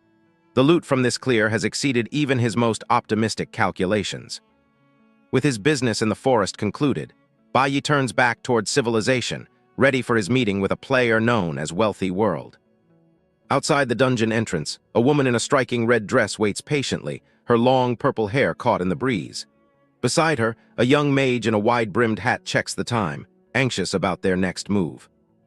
The glowing orange portal ripples as Bai finally steps through, his sudden arrival catching the attention of everyone nearby. Wealthy World's face lights up with a confident smile as she greets the man who just made global history. Bai pauses, genuinely surprised to find a crowd, and especially the leader of a major faction, waiting specifically for him. He wonders if they've brought their wallets to do some serious business. Wealthy World wastes no time on pleasantries, asking straight away if he has the equipment he promised to sell. Bai suggests they find a quieter spot, but she insists on trading right there in front of everyone. With a flick of his wrist, Bai summons a mountain of gear, the various weapons and armor clattering onto the grass in a dazzling display. The sheer volume of loot is enough to make the surrounding players gasp in disbelief. Wealthy World is momentarily stunned by the quality of the haul, realizing the rumors about Bai's strength were actually understatements. The onlookers whisper among themselves, convinced he must possess a legendary SSS-rank talent. He gestures toward the pile, asking if her group can actually handle such a massive transaction alone. Wealthy World's smile never wavers as she assures him that her pocketbook is more than deep enough. The crowd looks on in shock as they identify several pieces of high-grade equipment that haven't even been seen on the server before. Even the seasoned veterans in the group are wide-eyed at the variety of skill books he's just tossed out. Bai begins listing his prices with cold efficiency. 5 silver for black iron, 20 for bronze, and 20 gold for the rare D-rank skill books. Wealthy World doesn't even blink at the high costs, agreeing to take every single item he's offering. Wealthy World reaches into her pouch and tosses a heavy bag of gold coins toward him, the sound of clinking metal echoing through the quiet clearing. Bai catches the bag effortlessly, feeling the weight of his first massive payday in this new world. He gives her a slight nod, satisfied with the transaction so far. Wealthy World leans in, her eyes narrowing with interest as she asks him to bring out the real good stuff she knows he's hiding. He smirks, admitting that while he has better gear, the price won't be cheap. He reveals a collection of gold-grade equipment and a C-rank skill book that pulses with a vibrant energy. The crowd erupts in a frenzy at the sight, as items of this caliber are currently considered priceless treasures. Looking at the new prices, Wealthy World admits that she's temporarily short on cash for such high-tier items. Bai remains unbothered, offering to let her take the gear now and settle the remaining debt by the next day. He's not worried about her backing out, as the system trade contract is ironclad and impossible to break. To him, this is just a smart investment in a future business partner. He holds up a special skill book, nodding that its price is non-negotiable at 500 gold coins. Wealthy World stares at the book, her expression shifting from calculation to pure excitement. The skill is revealed to be Resurrection, a highly coveted priest-class ability that allows a player to revive their teammates after a wipe. It's the ultimate survival tool for any top-tier guild. The young mage beside Wealthy World nearly jumps for joy, her eyes sparkling as she realizes they've just secured one of the rarest skills in the entire game. With a firm handshake, the deal is sealed, and both parties walk away satisfied with the trade. Wealthy World promises to have the rest of the gold ready within 24 hours. As she walks away, Bai watches her thoughtfully, recalling the details of her unique talent. He realizes her financial power comes from a source most players could only dream of. Her god of wealth, talent allows her to summon a literal money tree once a day, which provides a random amount of gold coins just for shaking it. It's the kind of economic advantage that explains her bottomless wealth. Bai calls out to her, proposing a second deal involving rare life soul stones. He offers her the chance to take the first clear of the nightmare-level mist forest if she meets his conditions. His price is steep.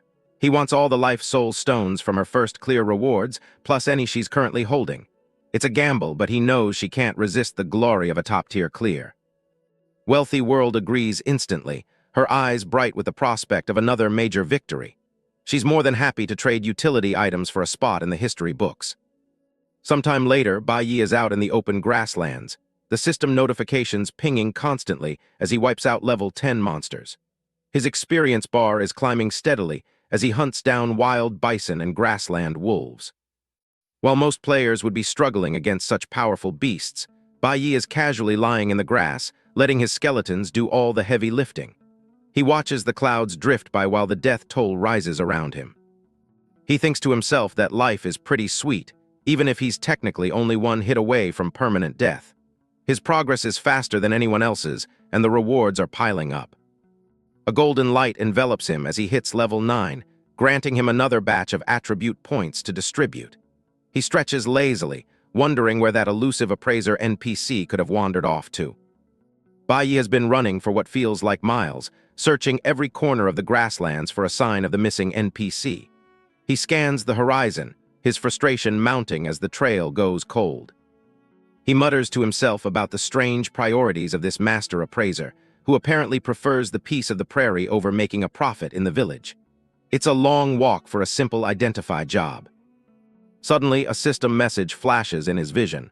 His skeleton champion has been destroyed. Before he can even react, his cataclysm trait triggers, reviving the summon instantly back in its home space. Bai Yi freezes, his mind racing as he looks at the massive health pool his summon had. He can't believe something out here managed to one-shot a creature with nearly 150,000 HP. He realizes that if the local NPCs are this dangerous, he needs to be much more careful with his own limited lifespan. He watches from a distance, trying to gauge the strength of the invisible attacker. He scans the horizon again, his annoyance growing as he still hasn't spotted a single soul in this vast, green expanse. The silence of the plains is starting to feel ominous. A chill runs down his spine as another skeleton is snuffed out in a single blow, its essence flickering before the resurrection trait kicks in once more. The speed of the attack is almost impossible to follow. It turns out that Bai Yi has been wandering around this area for a while because he's looking for an NPC. He scans left and right in search of his target while leaving his skeletal warriors to farm for him. Finally, he spots a man sitting calmly on a stool, his back to the chaos as he focuses entirely on a canvas. Bai Yi approaches with caution, realizing this is the person he's been hunting for. The system finally confirms the identity of the man before him, Huajian, the legendary appraiser of the region. Bai Yi is stunned, realizing that the terrifying power he just witnessed came from this unassuming painter. Huajian sighs, clearly miffed that his peaceful sketching session was interrupted by a wave of undead. Bai Yi quickly offers a bag of gold coins as compensation, hopping to get back on the NPC's good side. As soon as he saw the bag of gold, Huajian snatched it in a flash. Yet he still bluffed to the kid, "Do I look like someone who's desperately short on cash to you?" before reaching into his coat to pull out something else. With a flick of his wrist, he tosses a rolled-up scroll toward Bai Yi, claiming his work is a rare treasure. He sets a steep price of 100 gold coins, telling the kid he should consider himself lucky to even see it. Bai Yi catches the scroll and unfurls it, only to find a crude drawing of stick figures that looks like it was done by a toddler.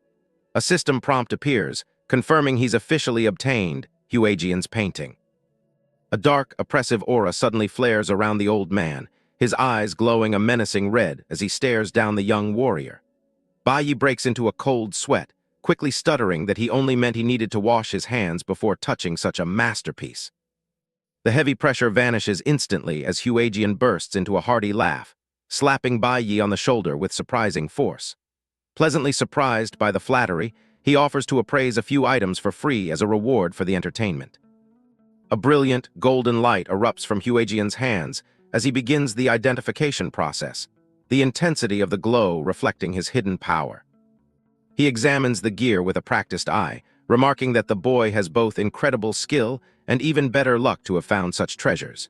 He admits that at 100 gold for 4 appraisals, he's taking a massive loss on the deal. Closing his eyes, the master appraiser begins a low incantation, swirling magical energy around the pile of equipment to strip away the fog of the unknown.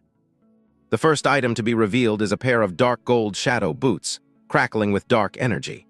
These plate armor boots provide massive boosts to health and speed, granting the wearer the legendary Shadow Step ability. Next is the bone-heavy armor, a formidable chest piece that can be upgraded 3 times to increase its power. Its active skill, bone armor, can triple the item's defensive capabilities, making the wearer nearly untouchable in close combat. The third treasure is a massive bone greatsword. a two-handed weapon designed for pure destruction. With nearly 300 attack power and a passive splash damage effect, it turns every swing into a lethal area of effect strike. Finally, the Necklace of the Dead is identified, a dark gold accessory that massively boosts spell power and mana. It carries a curse that reduces enemy defenses on hit, an effect that even the wearer's summons can trigger. Huajian waves him off, reminding him that this service would normally cost a fortune and telling him to keep his piles of bones away in the future. He turns back toward his canvas, clearly ready to get back to his sketching. He pauses, his expression souring as he realizes Bai Yi has even more high-level gear waiting to be identified. He curses his own generosity, feeling like he's just been swindled into a mountain of free labor. Bai Yi pulls out a final, shimmering robe, and the old man's eyes go wide as he senses the power radiating from it. He asks in disbelief if the kid actually managed to find an epic tier item. Knowing that an epic appraisal would normally be beyond his current means, Bai Yi tries to play it cool, though he's determined to make the most of this free opportunity. Huajian shakes his head, explaining that while he said he'd work for free, his current appraisal rank simply isn't high enough to identify an item of this magnitude. Bai Yi's jaw drops in genuine shock, having assumed that a master like Huajian would be able to handle anything he threw at him. Sensing the boy's disappointment, Huajian offers a compromise. He'll teach the kid the appraisal skill himself so he can do his own dirty work. Bai Yi's face lights up at the prospect of saving a fortune on future identification fees. Of course, there's a catch. The old man demands a tuition fee before he'll share his secrets. Bai Yi cautiously asks how much this education is going to cost him. Huajian flashes a cunning grin and holds up 3 fingers, demanding 500 of a very specific currency as payment. He produces a shimmering gold coin from thin air, explaining that he doesn't want regular currency, but the rare and out-of-circulation, ancient gold coins that collectors crave. Bai Yi looks at the coin thoughtfully, remembering his own unique ability to upgrade items. He realizes that if he applies a promotion to a standard gold coin, it will transform into the very antique the old man is looking for. A hidden quest window appears, tasking Bai Yi with collecting 500 of these coins in exchange for the basic appraisal skill. Huajian adds him to his friend list, telling him to return once the payment is ready. But after he had only taken a few steps, Bai Yi called him back. He turned around with an annoyed expression, wondering what else this kid was going to pull out to bother him again. Without a word, Bai Yi reaches into his inventory and slams a heavy sack of jingling metal onto the ground. He asks with a smirk if the old man thinks this will be enough to cover the bill. Huajian's composure completely shatters as he peers into the bag, his mouth hanging open at the sight of hundreds of perfectly preserved ancient coins.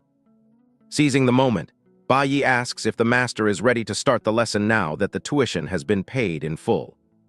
Huajian accepts the payment, but immediately tosses out a follow-up challenge. If Bai Yi can bring him 10,000 more coins, he'll have an even bigger surprise waiting. A second hidden quest pops up, though the reward is currently listed as unknown.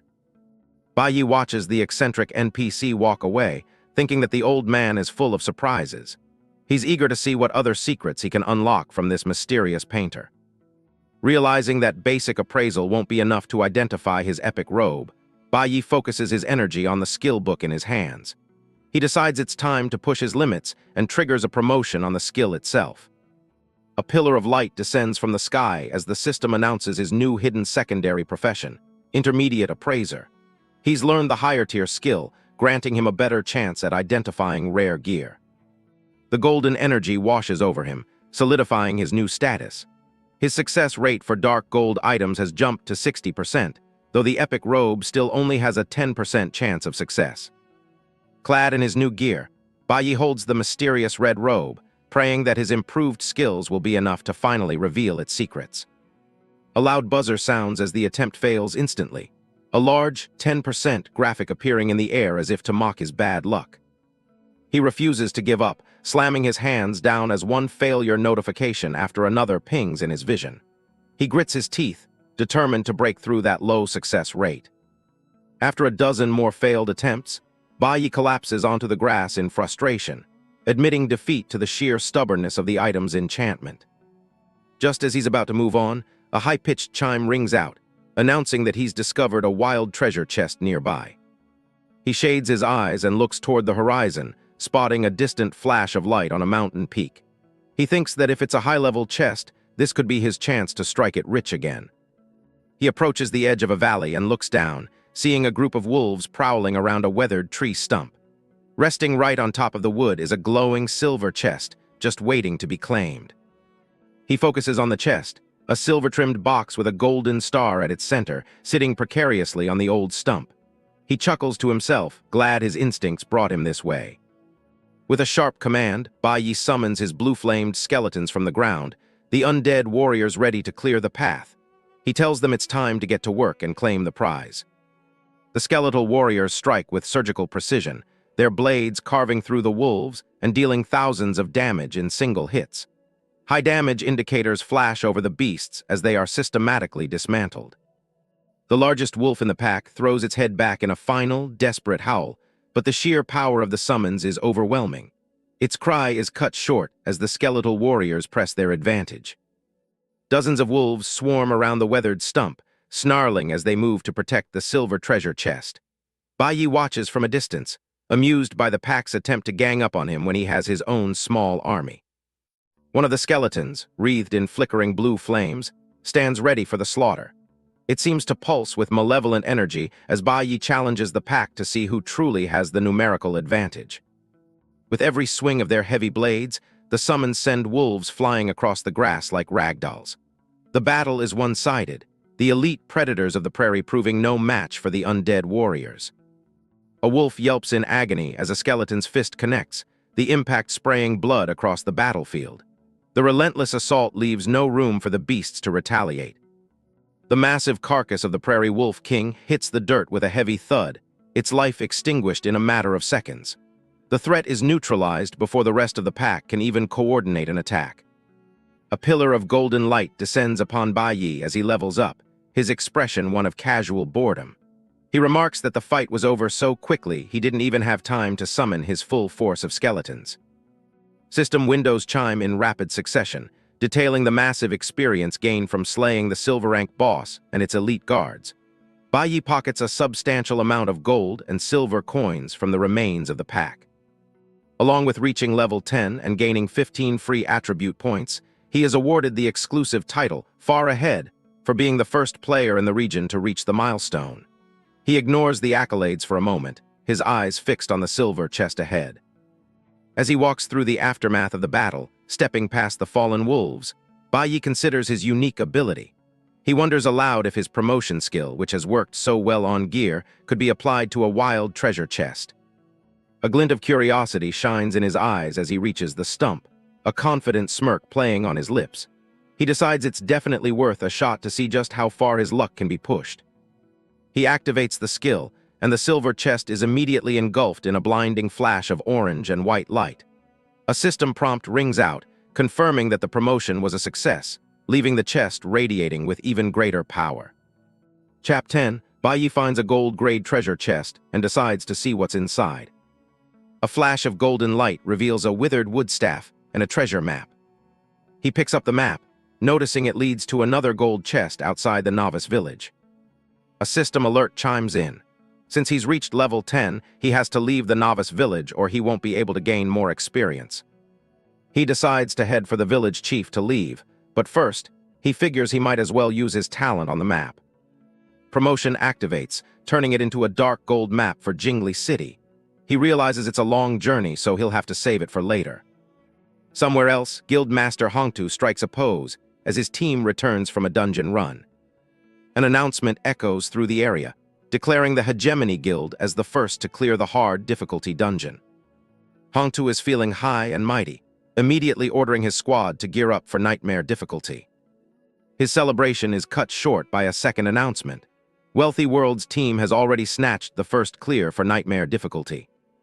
Hongtu is left speechless as Wealthy World walks by, laughing it off as just being lucky.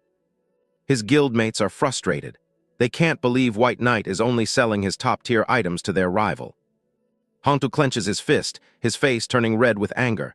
He vows to make White Knight pay for ignoring them. Wealthy World isn't wasting any time. She tells her group to take a quick break because they're going for Hell Level next. A global announcement suddenly fills the air. catching everyone's attention across the entire zone. It's a massive shout-out to White Knight for being the very first player in the Blue Star Zone to reach level 10. The system unlocks the local leaderboard early, showing White Knight in a league of his own while everyone else trails behind at level 5. Hantu can only stare at the floating screen in shock, his rage boiling over at the sheer gap in their levels. Over in Wealthy World's camp, her teammates are freaking out. They can't wrap their heads around how he's leveling so fast. Wealthy World knows she made the right call. Now that they have the stones they needed, she's determined to stay on his good side. She tears a teleportation scroll, telling her crew to stay put while she handles some business. She catches up with Bai Yi in town, calling out to him with a big smile. She hands over the 10 life soul stones she promised from their first clear. She reminds him to keep her in mind the next time he gets his hands on something good. They shake on it, and the system confirms their trade deal is complete. Bai Yi tells her as long as she has the cash, he's got the gear. Wealthy World watches him leave, clearly pleased with how the partnership is going. Bai Yi gives a casual wave as he walks away, telling her to look him up again once she makes it out of the village. She's more certain than ever that building a relationship with him was her best move yet. The sky is clear as Bai Yi makes his way through the bustling village streets. He walks with purpose, ignoring the other players as he heads toward the center of town. He stops in front of a modest-looking building and confirms it's the place he was looking for. Inside, the novice village chief looks up, genuinely impressed. He didn't think any of the descenders would hit level 10 this early. Bai Yi doesn't waste any time. He tells the old man he's ready to leave the village and head to the city. The chief stands up, leaning on his cane. He tells Bai Yi to follow him, nodding that this land will belong to his kind soon enough. He opens a massive blue portal right in the middle of the room. He explains that their village is tied to East Sea City and tells Bai Yi to step through. He pulls up a map, showing that East Sea City is one of the 10 great main cities of the Divine Dragon Empire. Bai Yi steps into the portal as it begins to whisk him away. He thanks the chief and promises to return the favor if they ever cross paths again. Once the portal closes, the chief lets out a heavy sigh and slowly walks back to his chair. He looks out at the peaceful village, feeling a sense of dread. He knows that chaotic times are coming and many will likely perish. Meanwhile, Zhao Su and Lin Ruyan are on the move far away, keeping an eye on the latest global news. Zhao Su is skeptical. He asks Ruyan if she thinks this White Knight person could actually be the Su Mu Bai they thought they killed. Lin Ruyan just scoffs, a wicked smile playing on her lips. She doesn't care who he is. If he's strong, she's going to make sure he ends up in the palm of her hand. Zhao Su laughs along with her as the scene shifts to the towering walls of East Sea City, the next stage of Bai Yi's journey. Bai Yi steps out of the teleportation circle, taking in the bustling atmosphere of the city. He's impressed by how realistic everything feels, from the stone ground to the surrounding buildings. He wanders through the streets of East Sea City, noticing that leaving the novice village didn't come with any special rewards. It's just a transition into a much larger playground. Suddenly, his death scripture begins to glow, signaling a level increase. He's shocked to see that the book itself has kept pace with him, reaching level 10 alongside his character. He checks the updated stats of the scripture. It now provides a massive boost of 300 spell power and 100 to all attributes, while also doubling the damage dealt by his undead summons. The book's passive effects have evolved as well, including Soul Siphon, which allows him to absorb soul power from anything he or his minions kill. Even more terrifying, any player he kills will now suffer double death penalties, including a loss of lifespan. Bai Yi finds the new terms quite interesting. Having exclusive skills and the ability to impose double penalties makes his role as the Death Sovereign feel truly formidable. A system message flashes as he masters a new SSS rank skill called Death Gaze. Glowing golden runes erupt from the pages of the scripture, swirling around him as the power settles. He suddenly clutches his head, a sharp pain shooting through his mind. He describes it as a damnable, suffocating feeling of impending death pressing down on him. He quickly scans the skill details. Death Gaze deals massive true damage every second based on his spell power, and inflicts a continuous fear effect on anyone caught in his stare. The sheer scale of the power leaves him breathless. He realizes that with his promotion trait, he's effectively become a walking executioner. Anyone he looks at is basically already dead. "Little guy, you are very lucky, but also very unlucky," a voice booms from behind. Bai spins around to see a towering figure with long, flowing hair enveloped in a warm, golden light. The man is Sidhu Jai, the city lord of East Sea City and an elder of the Divine Dragon Hall. He's so powerful that Bai can't even begin to gauge his level. Bai offers a respectful greeting, and Sidhu Jai immediately notes the heavy presence of death energy around him. He's surprised to find a sovereign-class profession in this forbidden land.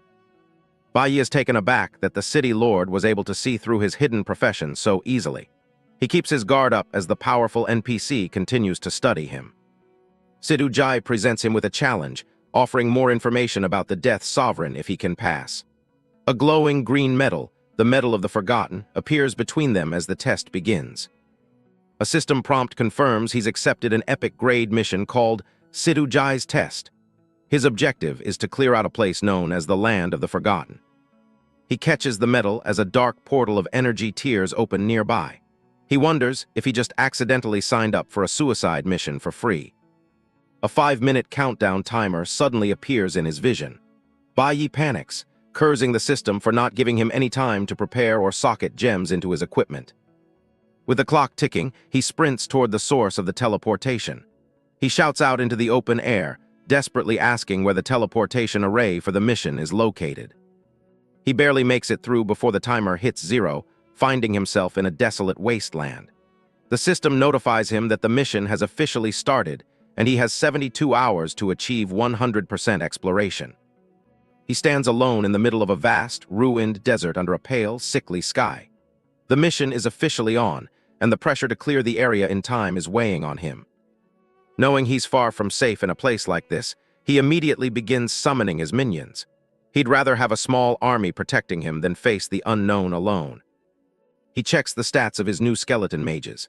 They are incredibly tanky with high spell power, and they've already mastered level 9 fireball spells that deal heavy magic damage. Seeing his forces ready for battle brings a smirk to his face. With these mages providing support, his total firepower is on a completely different level now. He rounds a corner and stops dead in his tracks. A massive horde of gray, hulking figures is rising from the sand right beneath his feet. These aren't just normal monsters, they're level 20 skeletons, and there are hundreds of them. The system labels them as weak existences, though their sheer numbers say otherwise. Bai doesn't hesitate for a second. He points toward the enemy horde and commands all his forces to launch a full-scale attack. His summons tear into the skeleton horde, but Bai is disappointed by the results. Even with a level gap bonus, these monsters are giving him way less experience than the bison back at the village. Since there are plenty of targets to go around, he decides it's the perfect time to test out his new toy. He focuses his energy, preparing to unleash Death Gaze. Massive, glowing eyes manifest in the sky, staring down with a terrifying intensity. Under the weight of his gaze, the level 20 skeletons are instantly disintegrated, massive true damage numbers popping up over the battlefield. He walks calmly through the remains of the horde, hands in his pockets. He's impressed that the skill could clear out an entire group in a single hit. He pauses for a moment, clapping his hands together as he thinks about his next move. He figures it's best to fill up his mana before moving deeper into the wasteland. He opens the death scripture to check his soul points, but finds them still at 0. He's confused, as he's certain he should have siphoned plenty of souls from that last group. "Who?" he calls out, sensing another presence nearby. A translucent blue figure emerges from the ground, surprising him. The spirit introduces himself as Road, one of the Forgotten. He's a level 20 elite soul form, completely immune to any physical damage. Road explains that everyone in the Land of the Forgotten is suffering from a curse that has locked their souls away. Bai realizes this is why he hasn't been able to siphon anything and asks how the curse can be lifted. Road points a finger toward a glowing green pillar in the distance. He tells Bai that the source of the curse lies right over there. As they get closer, a massive wooden coffin appears, wrapped in heavy chains and radiating an eerie green aura. A ghostly face peeks out from the top, looking absolutely terrifying. Bai and his minions approach the site, but he notices something strange. Even his undead summons seem to be shaking in fear as they get close to the chained box. The system identifies the object as a soul-locking coffin with a staggering 1 million health points. A warning hint advises him that destroying it will release a terrifying existence. Road urges him on, telling him that this is the key to everything. Bai Yi looks at the chains, curious just how terrifying the creature inside could actually be. He doesn't hold back, pointing his finger at the coffin and ordering his minions to smash it to pieces. His summons lunge forward, unleashing their magic on the cursed container. Explosions rock the massive, soul-locking coffin as Bai Yi's minions unleash their attacks. The heavy chains rattle and snap under the pressure of the magic blasts. Through the smoke and debris, a pair of glowing yellow eyes stares out from within the shattered remains. A skeletal figure begins to pull itself free from the wreckage. Road's ghostly face contorts in terror as he realizes what they've unleashed. Bai Yi stands his ground, looking on with a calm, analytical expression as the dust settles. The entity fully emerges, a towering half-frost-lick named Neil. He's a level 20 dark gold grade boss with over 1.5 million health and devastating spell power. Neil floats in the air, surrounded by a swirling vortex of energy. He stares down at Bai Yi, his voice a rasping growl as he accuses the outsider of ruining his transformation. Road is in a full-blown panic, his translucent form shrugging with fear. He shouts at Bai Yi to run immediately, terrified by the overwhelming power radiating from the boss. Neil ignores the ghost, his focus entirely on the thick death aura surrounding Bai Yi. He believes that by absorbing the energy from Bai Yi's body, he can finally complete his lick transformation. Bai Yi isn't intimidated in the slightest, a confident smirk playing on his lips. He points a finger forward, commanding his skeleton squad to charge and take down the oversized lick. Neil scoffs at the attempt, blocking the skeleton's strikes with his heavy chains. The impact causes sparks to fly, but the boss remains unmoved by the initial assault. With a single, powerful swing of his arm, Neil sends several of Bai Yi's skeletons flying across the wasteland. He mocks the quality of the summons, unimpressed by their lack of defense. Neil leaps into the air, his chains trailing behind him like whips. He roars with laughter, promising to smash every single one of the weak undead minions. But he never expected Bai Yi's troops to be so numerous, as arrows continued to rain down on him incessantly. Neil lands firmly, his skeletal face set in a grimace of annoyance. He can't understand how a mere mortal is capable of summoning so many undead. Explosions continue to bloom around him, but he remains protected behind a shimmering frost shield. He demands to know exactly who Bai Yi is and why he can summon such powerful creatures. His green eye fire flares with intensity as he prepares to escalate the fight. He's done playing around with the outsider's pawns. Neil raises his hands, summoning his own twisted servants from the earth. A thick, greenish mist begins to seep from the ground as the reinforcements arrive. A massive horde of stitched-together abominations and a pack of ravenous ghouls crawl out of the sand. Their attributes are formidable, and their very presence seems to corrupt the surrounding air. Bai Yi pinches his nose as a foul, rotting stench washes over him. He complains about the terrible smell while his skeletons shift their focus to the new threats.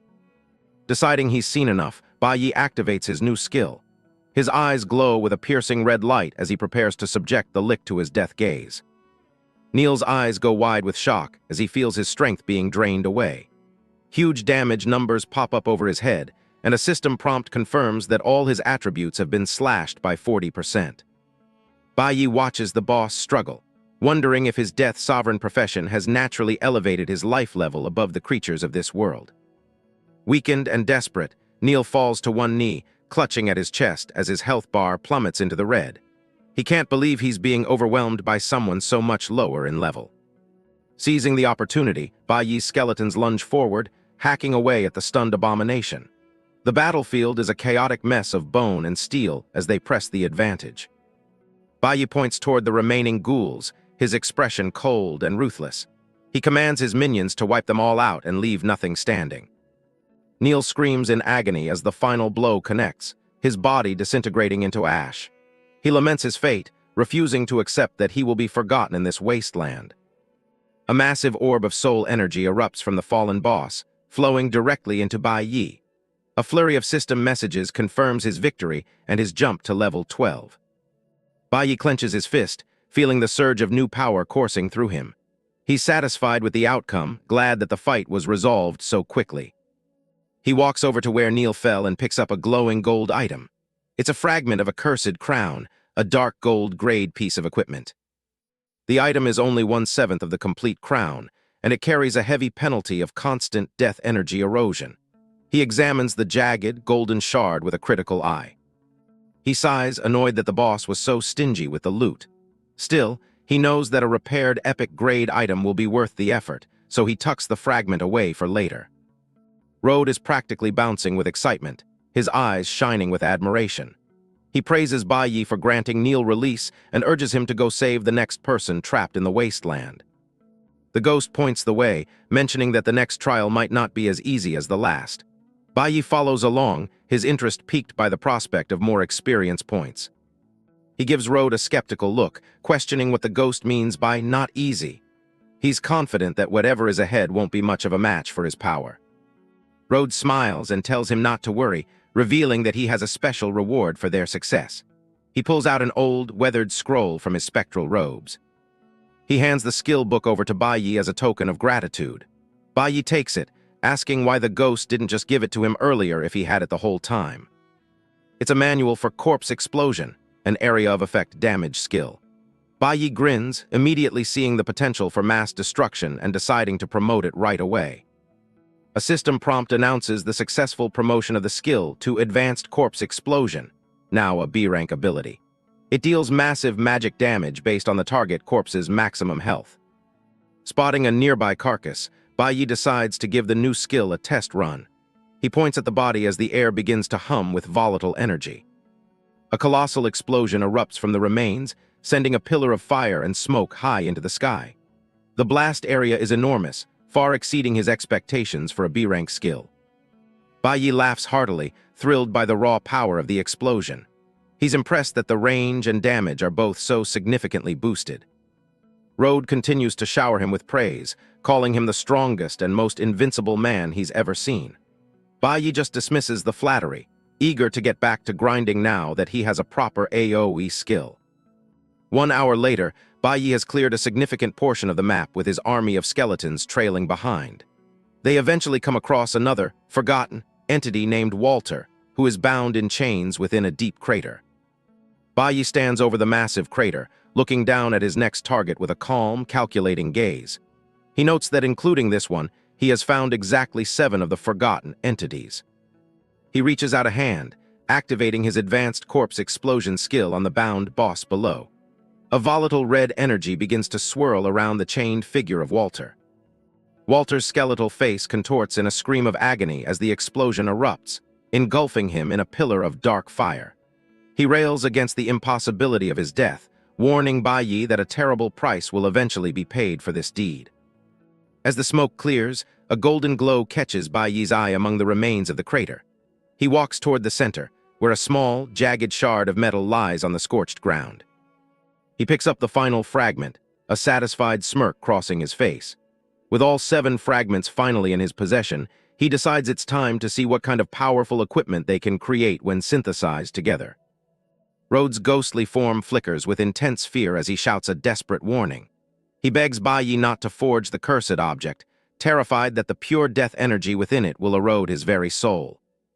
Bai Yi ignores the ghost's pleas and initiates the synthesis, causing a blinding explosion of golden light to erupt from his palms. The fragments merge and reshape themselves into a completed, ornate crown. The newly formed cursed crown floats in the air, radiating a dark and ancient power. A system notification confirms that Bai Yi has successfully repaired the legendary grade item, though the overall exploration of the area has only reached 50%. Road stares at the crown with wide, trembling eyes, muttering that everything is over. Bai Yi remains focused, observing the item's level increase and realizing that more monsters must still be lurking in the unexplored parts of the wasteland. Road rushes forward, his voice cracking as he implores Bai Yi to throw the crown away immediately. He warns that the lingering death energy will consume him, turning him into nothing more than a mindless, walking corpse. Despite the ghost's frantic efforts to pull him away, Bai Yi holds onto the crown as a series of system prompts flash before his eyes. While the artifact attempts to erode him with death energy, his unique constitution allows him to safely store the excess power, rendering the curse completely harmless to him. Bai Yi stands ready with his skeleton squad. Road is already panicking, wondering if an even more terrifying enemy is about to show up. The ground splits open as thick, white soul energy starts pouring out of a dark abyss. Something huge is definitely trying to claw its way back to the surface.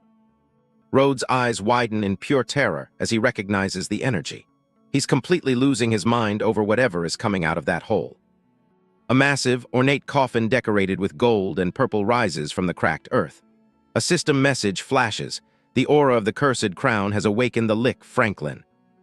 Road is practically begging now, asking Baiyi to kill the beast Franklin no matter the cost. He's willing to pay anything just to see the monster dead.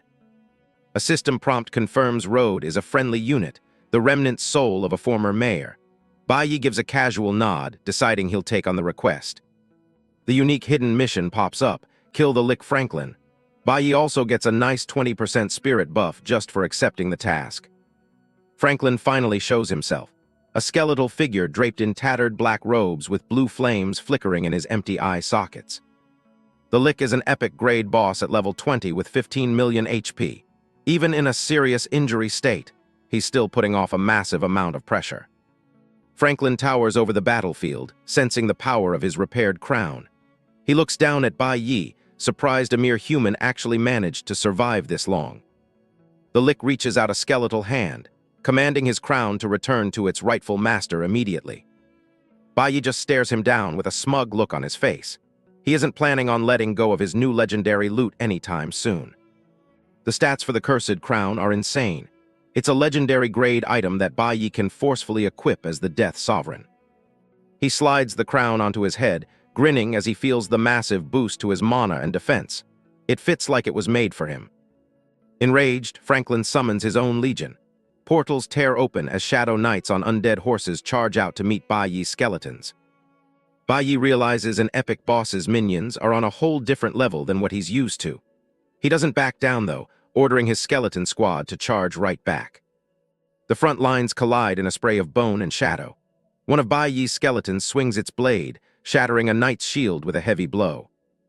Baiyi raises his staff and activates his curse aura. A wave of dark energy pulses out, putting a massive speed debuff on everything nearby. His skeleton mages follow up with a barrage of white fireballs that rain down on the enemy cavalry from above. The field erupts into chaos as spells fly everywhere. Baiyi mocks the Shadow Knights, telling them they're crawling like snails under his curse. Franklin is starting to lose his cool. He stares at the battlefield, unable to believe his elite knights are being pushed back so easily. Baiyi checks his status and realizes his attributes have nearly doubled since he entered this area. The cursed crown is doing wonders for his power level. Franklin has seen enough and decides to handle things himself, diving through the air with his staff raised high. Baiyi doesn't even flinch as the Lick closes in. He just looks up and tells the monster to give it his best shot. He triggers his Death Gaze skill, and a massive seal appears under Franklin. The Lick is suddenly hit with an agony curse, draining his health every second. A massive explosion of energy sends Franklin crashing back into the dirt. The impact is so hard it leaves a crater in the wasteland. The Lick struggles to push himself up, his skeletal jaw hanging open in shock. He can't wrap his head around how a human is doing this to him. Baiyi stands over him, cold and detached. He tells the monster he doesn't need to know his name before he dies. Franklin is seething with rage, feeling deeply insulted that a wretched human would dare to talk down to a great Lick like him. He leaps backward to widen the distance. He raises his staff high, gathering every ounce of dark energy left in his body for one final, desperate attack. A swirling vortex of blue energy starts to form above Franklin's head, sucking up sand and debris from all around the battlefield. The storm intensifies, shredding anything caught in the path of the wind. It looks like the Lick is ready to level the entire area. Franklin screams for his power to seize the human, channeling the massive energy sphere directly at his opponent. A blinding flash of purple light erupts from the Lick's chest as he pulls out his ultimate trump card. The name KACUS flashes across the screen in blood-red text. The ground trembles as something massive starts to emerge from the shadows. A giant undead bone dragon pulls itself out of the earth, its massive ribcage glowing with eerie blue light as it lets out a silent roar.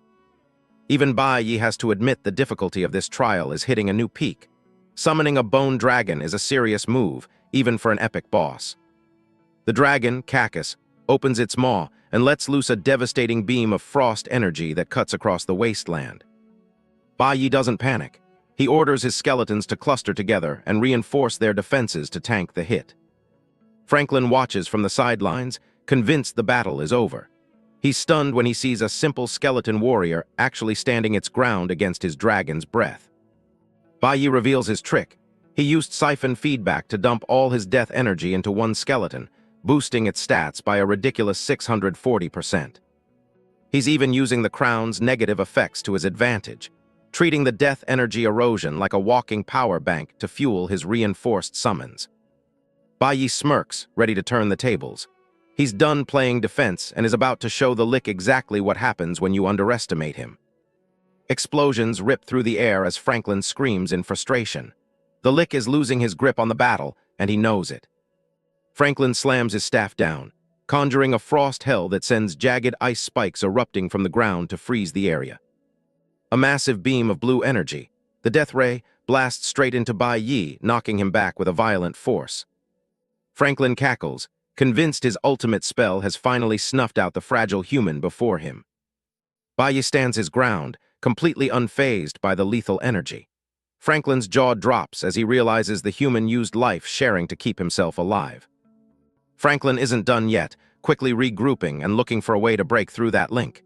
He knows every skill has a weakness he can exploit. The Lick raises his staff, summoning a giant energy rose that pulses with death and decay. The aura is suffocating, designed to rot anything within its reach.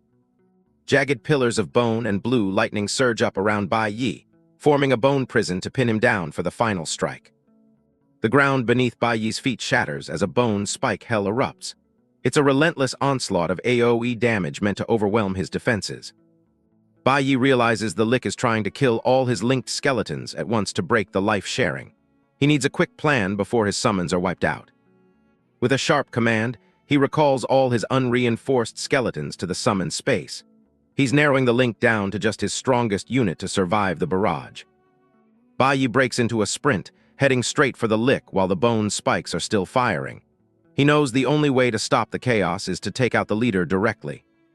Franklin is visibly shaken, unable to believe the human is charging through his most powerful spells. He raises his staff, but he's clearly panicking now. Damage numbers flash around Bai Yi as he tanks the peripheral hits. He tells himself to hold on just a little longer. The finish line is right in front of him. Franklin starts to dissolve into shadow as his mana fails. Even as he fades, he spits out a curse, convinced the human will still lose in the end. Bai Yi doesn't let up, consuming his stored death energy points to trigger one final reinforcement on his skeleton. A massive, glowing skeleton warrior looms over the crumbling Lick. Franklin looks up in horror, realizing his time has officially run out. A spectral blade plunges into Franklin's skull, silencing the Lick for good. The dark energy that fueled him finally disperses into the wasteland. Franklin's eyes flicker out as his soul is extinguished. The master of the Forgotten Land has been defeated. A golden light bathes Bai Yi as the system confirms the kill. He's flooded with an insane amount of experience, jumping straight to level 17 in an instant. Cacus the Bone Dragon collapses as well, adding another massive chunk of EXP to the pile. Bai Yi's level shoots up again, hitting 19 as the battlefield clears. The rewards are staggering, but the biggest prize is the stack of 50 life soul stones. Bai Yi glows with level-up energy, finally securing his immediate future. He looks down at the stones in his hand and immediately uses his promotion talent on them. They transform into advanced life soul stones, each worth a full year of life. As he absorbs the stones, a golden aura swirls around him, signifying his lifespan has been extended by 50 years. The immediate threat of death is finally gone. A global announcement echoes through the game world, nomming White Knight as the first player to solo an epic grade boss. The entire server is put on notice. Back in Civilization, other players are stunned by the news. A blonde man, the leader of a top guild, decides right then and there that he needs to get on Bai Yi's good side. Lin Ruyan and Zhao Su watch the announcement with very different expressions. While Zhao Su is frustrated, Ruyan is already plotting to use her charms to bring White Knight under her thumb. Bai Yi checks the rest of his loot and finds an epic dragon bone pendant. It's a rare mount item that allows him to summon an undead bone dragon of his own. He reads over the description, noting that the mount is epicrank. It's powerful, but he's already thinking about how to make it even better. Without hesitation, he triggers his promotion skill on the pendant. The golden light flares, and the system confirms the upgrade was a success. The pendant has been transformed into a legendary Frost War Horn. Now, instead of a simple bone dragon, he can summon a legendary rank Frost Giant Dragon. Baiyi raises the horn to his lips and blows a deep, resonant note. A massive glowing circle appears on the ground, cracking the wasteland as something legendary awakens. A swirling blue portal tears open in the center of the circle, radiating intense cold. The atmosphere of the area changes instantly as the gate to the undead realm opens. Baiyi has to shield his eyes as a dense wave of death aura pours out of the rift. The sheer pressure of the summon is unlike anything he's felt before. A massive armored claw slams down onto the earth, shattering the stone. Whatever is coming through that portal is absolutely enormous. The Frost Giant Dragon fully emerges, its skeletal frame wreathed in blue flames and ice. It looks down at Baiyi, its voice booming as it questions the strength of its new summoner. Suddenly, a pillar of purifying light strikes the dragon from above. It roars in surprise as the holy energy washes over its dark frame. Baiyi watches in confusion as the light seems to bind the beast. The dragon's tone shifts instantly, calling him master as it yields to the contract. The massive dragon kneels before him, officially becoming his mount. A system message confirms he's obtained the legendary Frost Giant Dragon. Another global announcement rings out, revealing that Baiyi has obtained a mount and triggering the early opening of the mount leaderboard. A miniature version of the dragon perches on his shoulder as the leaderboard updates. Baiyi sits at the very top, leaving the rest of the server in the dust. The system window displays the overwhelming stats of the Frost Giant Dragon, a mythicrank mount. It boasts massive HP and spell power, with passive skills that intimidate anything with a lower life level than itself. Baiyi stares in awe at the miniature dragon resting on his forearm, feeling the raw energy radiating from the creature. He can't believe the stats on a level 0 mythicrank beast. Out in the open world, players huddle around their screens in disbelief as a new mount leaderboard appears. They can only watch in envy as White Knight claims the top spot with a legendary creature they can barely comprehend. A group of adventurers laughs together, trying to reconcile how someone with a supposed F-rank talent is dominating the game. They find comfort in mocking his low level, unaware of the power he's actually amassing. Road, the blue-glowing remnant soul of a soldier, appears in the wasteland and signals to Baiyi. He's finally located Franklin's soul casket, the key to ending the Lick's existence forever. Road points toward a cluster of trees in the distance, urging Baiyi to hurry. They need to finish this before the Lick can recover his strength. The dense, skeletal trees of the wasteland loom over the path, their dark branches reaching into a hazy sky. It's a silent, oppressive atmosphere as they approach the Lick's final secret. They find the ornate black soul casket half buried in the dirt, pulsing with malevolent purple energy. The system identifies it as Franklin's most prized artifact, the source of his immortality. Baiyi's eyes go wide as he reads the item's description. The soul casket has a staggering 1 million durability. It's a formidable barrier designed to keep the Lick safe for eternity. Road turns to Baiyi, his ghostly face set with a grim determination. He asks to handle the casket himself, seeking personal vengeance for the town Franklin destroyed. As Road channels his power into the casket, Franklin's spirit erupts from the artifact in a scream of pure agony. The ghost soldier roars that the clansmen Franklin devoured will finally have their justice. With a final, crushing blow, Road shatters the casket into pieces, silencing Franklin's soul forever. He offers a prayer of thanks to Sunset Town as the dark energy finally dissipates into the wind. Road stands before the broken ruins of the casket, tears of relief streaming down his ghostly face. His long-held burden has finally been lifted, and he offers a final word of gratitude to Baiyi. System notifications flood Baiyi's vision, announcing a massive influx of gold, items, and experience. He's reached level 20, completed several legendary quests, and finished his trial in record time. The dusty wasteland fades away as the scene shifts to the bright, clear sky above East Sea City. The teleportation square sits empty, waiting for the first player to arrive. Bai steps through a swirling portal into the heart of the silent city, a satisfied smirk on his face. He realizes he's the only player at a high enough level to walk these streets. The frost giant dragon perches on his shoulder, chirping quietly as Bai looks around the empty plaza. He decides it's the perfect time to give his new mount a proper test run. Bai extends his hand and calls for the dragon to reveal its true form. Blue flames and swirling wind erupt around him as the summoning circle begins to glow with legendary power. The massive dragon slams down onto the pavement, its claws gouging the stone as it lets out a silent roar. Bai stands tiny before the beast, ready to head to the city lord's manor. With a powerful beat of its wings, the frost giant dragon takes to the air, casting a huge shadow over the pristine buildings of East Sea City. The wind from its ascent ripples through the empty city square. They land near the city lord's hall, the dragon's massive frame dwarfing the architecture. Bai dismounts, focused on turning in the final part of Sidhu Jai's trial.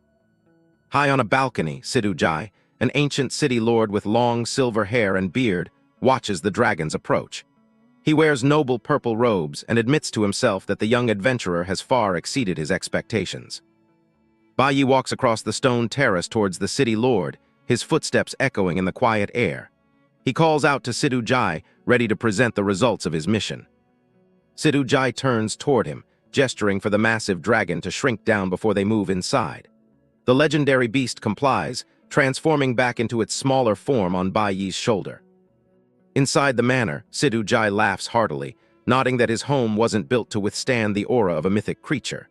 He looks at Bai with newfound respect, realizing how much the young man has accomplished. Sidhu Jai walks toward an ornate table, his long silver hair flowing as he speaks. He observes that Bai's class isn't just a standard power level, but something much more significant. Bai takes a seat across from the city lord, curious about the hidden mechanics of the world's classes. He asks if there are different tiers even among the most elite professions. A system alert pings in Bai's mind, confirming the completion of the quest, Sidhu Jai's trial. He's briefly annoyed to find there's no immediate reward listed on the screen. Sidhu Jai explains the hierarchy of classes, starting from common and moving up through hidden and unique tiers. He illustrates his point with a shadowed image of powerful legendary warriors. He reveals that the Death Dominator class is the highest possible tier, an exclusive hidden class that normally shouldn't be accessible at such a low level. It's a breakthrough that leaves even the city lord puzzled. Bai keeps his gaze steady, hiding his inner thoughts about his unique promotion system. He knows better than to reveal the secret behind his unprecedented growth. Sidhu Jai leans in, his expression turning serious as he warns that a stronger class requires more sacrifice to advance. He tells Bai that to truly master the Death Dominator class, he must experience death itself. He unrolls a map of the divine Forbidden Land, where fires are already beginning to break out across the different territories. He warns that a war is coming that will engulf the entire world. Sidhu Jai speaks of the Shenlong Hall, the guardians of the empire who hope to unify the fractured nations to prepare for the coming conflict. He asks if the human race can truly earn its place among all the worlds. Bai looks up in surprise, nodding that the national borders are still sealed by the system. He wonders how he's expected to involve himself in such a grand conflict so early. Sidhu Jai points to a letter and a photograph resting on the table near the tea set. He instructs Bai to find this specific person and deliver the message personally. Bai picks up the photo of a stern-looking man named Huajian, a new system contract appearing in front of him. He's now officially tied to the Shenlong Hall, with heavy consequences if he breaks his word. Sidhu Jai promises that once Bai reaches his third advancement, he will personally recommend him for a place within the hall. He gestures toward one final gift on the table. The city lord hands over a small, glowing green token, telling Bai it will grant him free passage and a place to stay within East Sea City. Bai bows his head in thanks for the unexpected generosity. Bai holds up the East Sea Order 7 token, a satisfied grin spreading across his face. He's thrilled to realize he now owns high-value property in one of the game's first-tier cities. Sidhu Jai tells Bai that as long as he's holding that token, he has the freedom to do whatever he wants in East Sea City.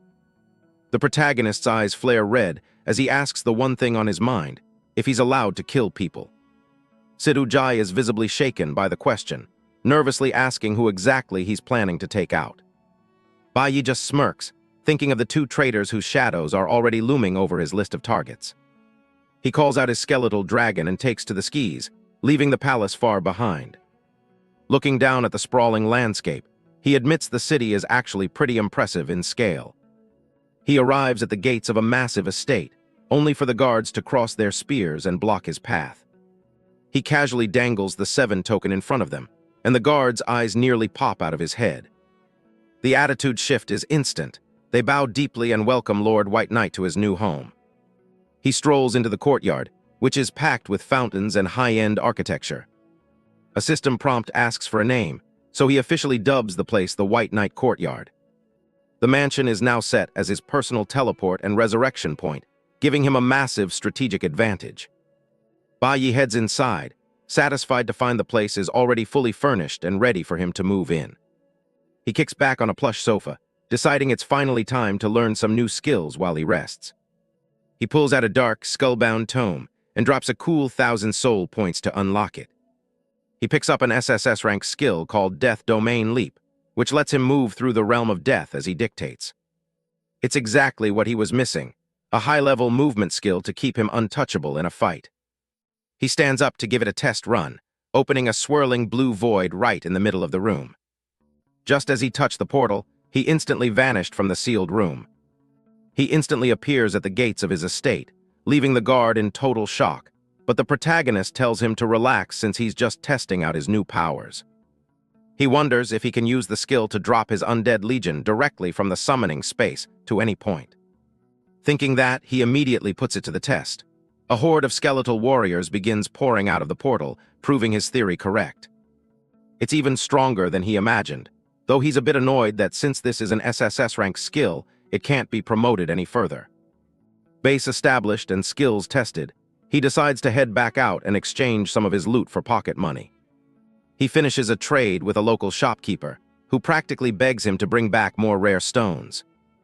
The young man walks away with a heavy sack of gold, leaving the merchant bowing in the dust behind him. Flipping a few mid-tier stones banked him over 200,000 gold, and his next stop is the auction house. He strolls through the city, passing the high-end commercial district as he heads toward his destination.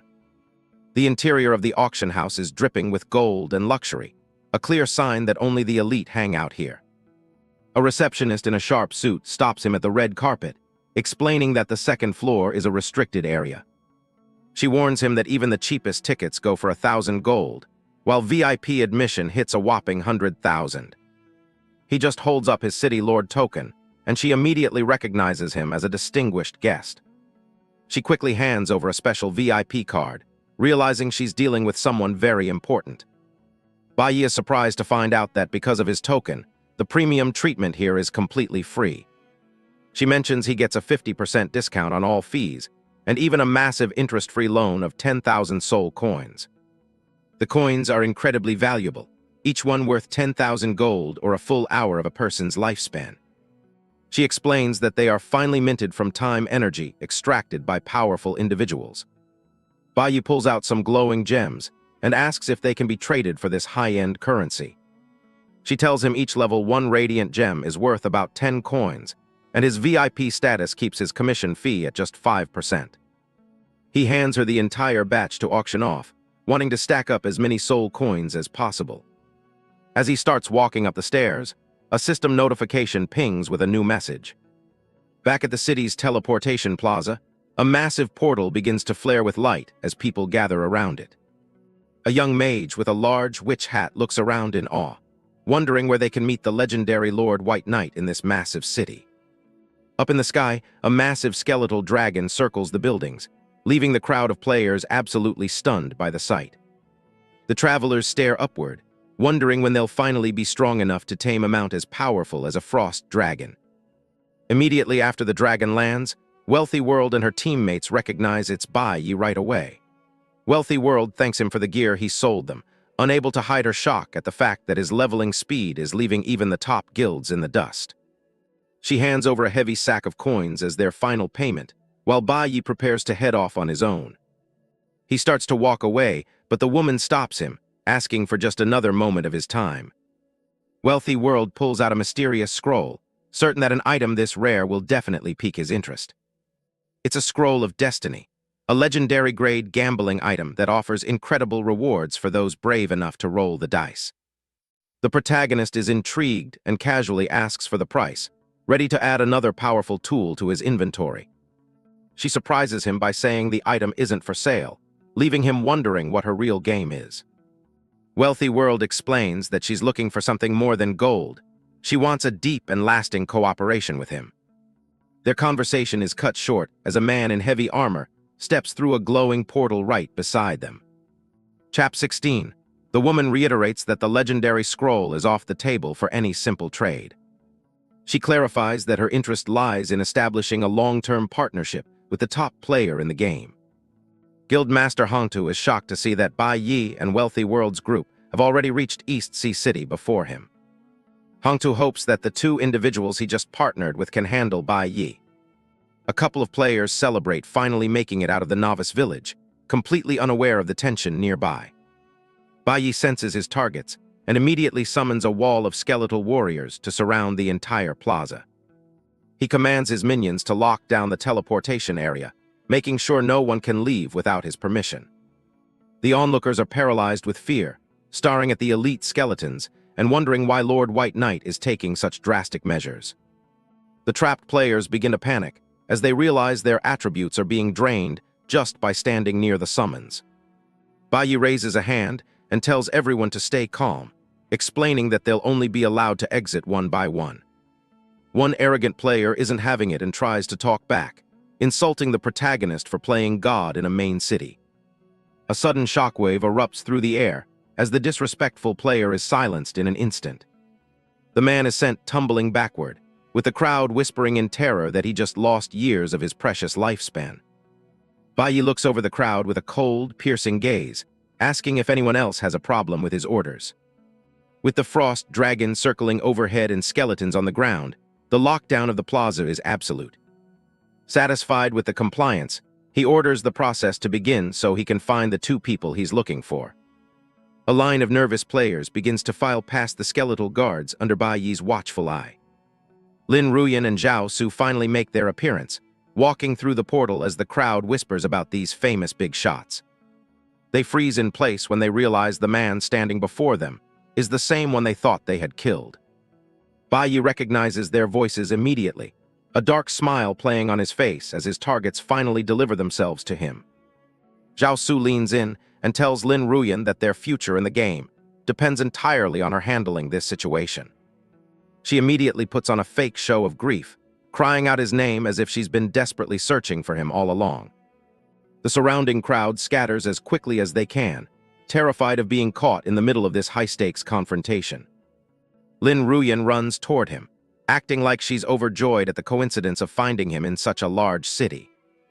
Zhao Su forces a smile and shamelessly claims they've been looking everywhere for him since the novice village. He tries to sound sincere, completely unaware that Bai Yi is remembering the cold moment Zhao Su betrayed him. Bai Yi doesn't waste any more words and coldly orders his minions to teach the traitor a painful lesson. Zhao Su's face turns pale as he realizes his fake pleasantries won't save him from the looming skeleton. The skeletal warriors hack into him mercilessly, as Bai Yi tells him this is the proper way to repay his loyalty. Lin Ruyan is left speechless with horror as she watches her partner being slaughtered right in front of her eyes. Bai Yi stands over a terrified Zhao Su, his voice cold as he asks how it felt to experience death for the first time. Zhao Su stammers, trying to claim everything was just a huge misunderstanding. A dark, swirling blue aura erupts from Bai Yi as his eyes glow a murderous red. He stares down at his former friend, asking if he's ready to experience that feeling all over again. With a single, blinding flash of energy, Zhao Su is obliterated once more. The force of the strike leaves only a fatting silhouette where the man once stood. A system notification pings, confirming that Zhao Su has been wiped out by White Knight. Bai Yi slowly turns his gaze toward Lin Ruyan, telling her that she is next. Lin Ruyan trembles, her face pale as she tries to play the victim, claiming she was just a little scared. Internally, she wonders in panic just how much Bai Yi truly knows about their betrayal. Wealthy World approaches Bai Yi and urges him to finish up quickly before the city guards arrive to investigate the massive commotion. A heavy squad of armored city guards marches into the plaza, their leader remarking that Lord White Knight's little demonstration has been a bit too loud for the public's comfort. Bai Yi looks over his shoulder and tells Wealthy World and the others to head out first, promising to contact them later once he finishes his personal business. Wealthy World gives a quick nod and prepares to depart. He offers a brief apology to the guards for the trouble he's caused in the plaza. He assures them that he has already found the targets he was looking for and that the disturbance is coming to an end. Bai Yi raises his hand toward the sky, summoning a massive portal that crackles with magical energy. Behind him, the colossal wings of his skeletal dragon dominate the horizon. He grabs Lin Ruyan and drags her along, telling her that they aren't done playing yet. He forces her toward the city's resurrection hall, determined to continue his revenge. A high-ranking city guard watches the skeletal dragon fly away, sighing as he realizes the young man is about to cause even more chaos at the resurrection hall. The commander orders his men to follow Bai Yi to the downtown area to maintain order, warning them not to interfere unless absolutely necessary.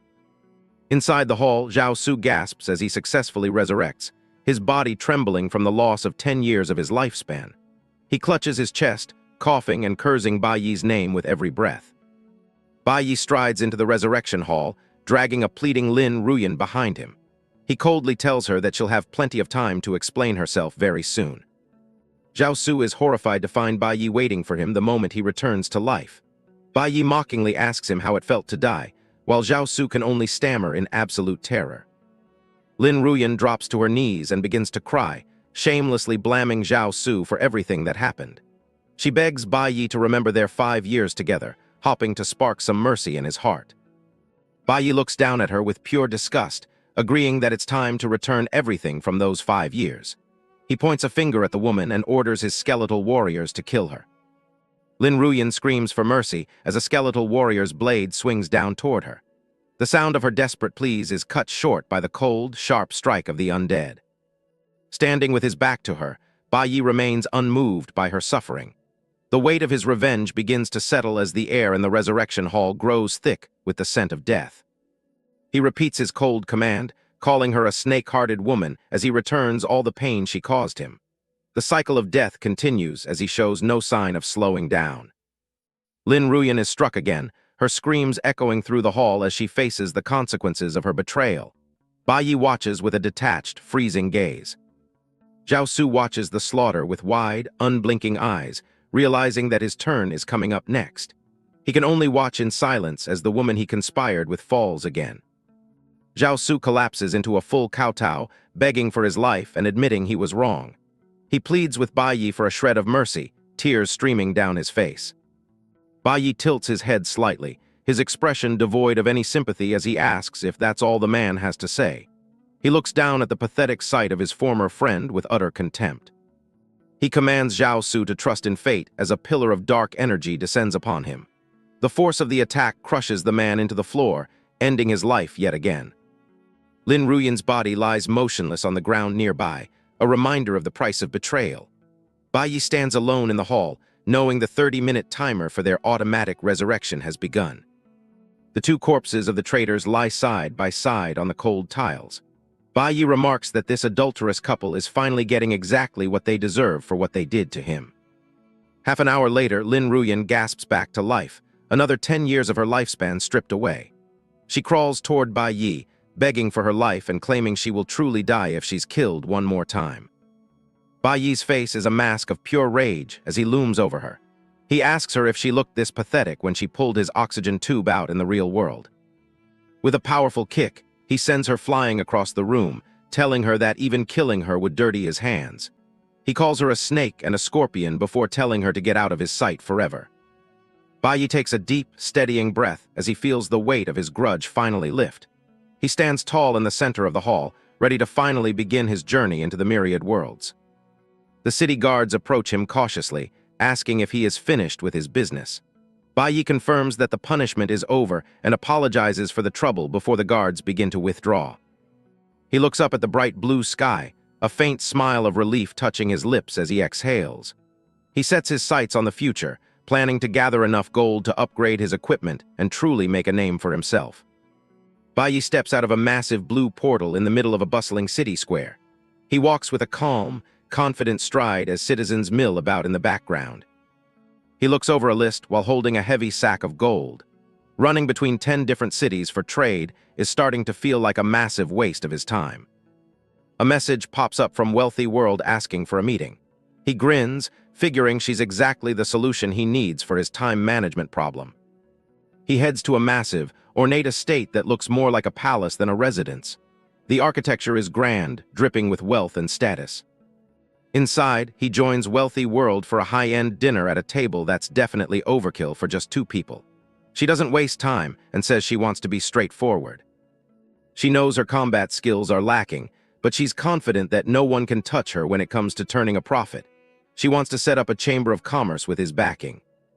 She pours more wine, emphasizing that with his raw power and her financial sense, they'll be unstoppable in this world. The ambition in her eyes is clear. He leans back and declines a standard partnership, but offers a different deal. He needs an agent to handle the dirty work of business for him. He reaches into his inventory and pulls out a bag of glowing purple crystals, letting the hum of their power fill the room. Wealthy World stares at the pile of resources, her jaw practically hitting the floor. She's never seen this kind of wealth just handed over so casually. He explains his unique talent. He can consume resources to upgrade any item by an entire grade. It's a game-breaking ability that makes gold irrelevant. She's stunned by the existence of such a broken talent. He offers her a 1% profit cut if she handles all his commercial affairs from now on. She counters, asking for 10 million gold coins to complete her profession's hidden class change. It's a staggering amount that almost sounds like a joke. To prove her loyalty, she offers to sign a sole contract where she only keeps 5% of all future profits. She's betting everything on this one move. Her god of wealth talent is an SSS-rank powerhouse that activates once her personal wealth crosses that 10 million gold mark. It's the ultimate merchant class. He realizes that if she tried to grind for that much gold on her own, it would take her lifetimes to reach it. He's her only shortcut. He asks one last time if she's serious about the contract. She stares him down, her resolve completely unshakable. They shake hands over the table, sealing the deal. A system prompt confirms that the sole contract is officially signed. The system notification spells out the brutal terms. He now owns 95% of her future wealth. Any violation of this contract means literal soul obliteration. He holds out his hand and transfers the 10 million gold coins without batting an eye. She stands there, ready to embrace the transformation. Golden light erupts around her as the class change begins. Rings of energy surge through the room, signaling the birth of a god of wealth. Once the light fades, he asks if she picked up any interesting new skills. She looks a bit overwhelmed by the sheer power she just unlocked. She shows off a passive skill called Money Shield, which gives her shield points based on every single gold coin in her backpack. It's the perfect defense for someone this rich. She also gained a profession-exclusive item, the God of Wealth's Ingot. It scales with her level and provides massive stat boosts to her health and mana. He observes the item, noting how its profession-exclusive nature is very similar to his own death scripture. It's clear she's now on a different level than other players. She points out that her fortune tree has suddenly exploded in size. The growth is massive, fueled by the influx of gold he provided. The tree glows with a brilliant golden light, its leaves practically shimmering with the promise of more wealth to come. She gleefully displays her haul of 680 soul coins and a rare advanced life soul stone. She's practically vibrating with excitement over the treasures. She hands the soul stone over, asking him to work his magic and upgrade it using his talent. She's eager to see just how far he can push it. He activates his promotion talent on the purple crystal. Energy arcs between his fingers as the item begins to evolve into something much more potent. The result is a life soul crystal, a rare treasure that increases the user's lifespan by a full century. It's a literal lifeline in a world where time is a currency. She lets out a shout of joy, completely floored by the 100-year increase. For her, this is more valuable than all the gold in the world. Suddenly, a global announcement interrupts them. The Myriad Worlds game has officially launched, and all remaining players are being moved to their respective cities. The level leaderboard updates, showing White Knight sitting comfortably at the top at level 20. He's nearly double the level of the guy in second place. Players everywhere are freaking out as the protection period ends and the rankings go public. The gap between him and the rest of the world is massive. She hands him a sleek black VIP card for the East Sea City auction house. It's a token of her new position as his commercial agent. He tells her to go handle the auction house business while he heads off to turn in a hidden quest. He waves her off with a casual flick of his hand. He travels to the Yinchuan waterfall, a scenic spot where water cascades down a lush, green cliffside. It's a peaceful break from the city chaos. He finds his target, Huajian, standing by a waterfall and focused intently on an easel. The old man is deep in his artistic process. The painter looks over with a smug little smile, impressed that the kid managed to return so quickly. He clearly thinks highly of himself. He gestures toward his latest masterpiece, which looks like a 5-year-old's crayon drawing of the waterfall. He asks for a critique. He starts laughing and praises the work as an uncanny, perfect masterpiece. It's a bold-faced lie, but he knows exactly how to play this NPC to get what he wants. Chap 18. Huajian looks surprised as he observes Bai Yi. He mentions that he didn't realize the kid was actually a Death Sovereign since the Book of Death wasn't open during their last meeting. He proudly gestures toward his canvas and asks for an honest opinion on his painting. The landscape he's depicted is questionable at best. Bai Yi puts on his best acting face and bursts into laughter, praising the work's uncanny craftsmanship. He calls it the most perfect piece of art in history to keep the NPC happy. Huajian is still reeling from the revelation of his guest's true identity. He asks for confirmation on whether the mission he assigned has finally been completed. Without a word, Bai Yi presents a massive pile of 10,000 ancient gold coins. The treasure glows with a brilliant light as it spills out before the painter. Pleased with the haul, the old man tells him not to be a stranger if he ever finds more loot like this. They exchange a casual thumbs up as they finalize their business. Huajian gathers a swirl of green energy into his palm, preparing a special reward for a job well done. He looks far more capable than his subpar painting skills would suggest. A system notification pops up, confirming the completion of the hidden mission. In return for the coins, Bai Yi has been granted a temporary skill, Shadow Chasing Sword Aura. He examines the new ability, which grants him legendary grade combat power for a full minute. It's a literal trump card, though the system warns him not to unleash its destructive force inside a city. He stares at the glowing energy, realizing just how terrifyingly strong this eccentric painter must actually be. Having access to legendary tier power is no small thing. He reaches into his bag and pulls out a sealed letter, ready to tackle his next objective. He knows exactly where he needs to go next. Huajian looks at the document and immediately guesses the plan. He asks if the young sovereign is truly intending to cross the national border right now. Bai Yi looks up, asking if they're going to just head out immediately. The old man just gives him a look that says, obviously, clearly ready to get moving. Far away, people in the city stop and stare at a swirling green anomaly forming in the clear blue sky. They whisper about the possibility of someone actually attempting to cross the border. Back at the auction house, Wealthy World addresses her team with a confident smile. She tells them to focus on their work and trust that their leader is the one who will take them all to the top. The scene shifts to the sprawling flower fields of the Tianqi Kingdom as two silhouettes walk along a dirt path. They've successfully breached the boundary into new territory. Bai Yi takes a deep breath and admires the lush scenery of the new country.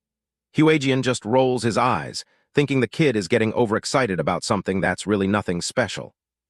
A flurry of system alerts floods his vision, congratulating him on being the first player to cross a border. However, the mood shifts as he's officially branded an invader, making him a target for every local faction. He scans the notifications, realizing he's essentially walked into a hornet's nest. The Tianqi Kingdom clearly doesn't have a welcome mat out for foreign sovereigns. The painter waves a hand and says he still has his own errands to run, leaving the kid to fend for himself. He vanishes in a flash of green light, leaving a trail of energy behind. Left alone in hostile territory, he decides to just wander around for a bit. Since he can't enter the main city as an invader, he'll have to find his own fun in the wilderness. He suddenly stops and looks over his shoulder, sensing a presence nearby. Something is watching him from the shadows of the forest.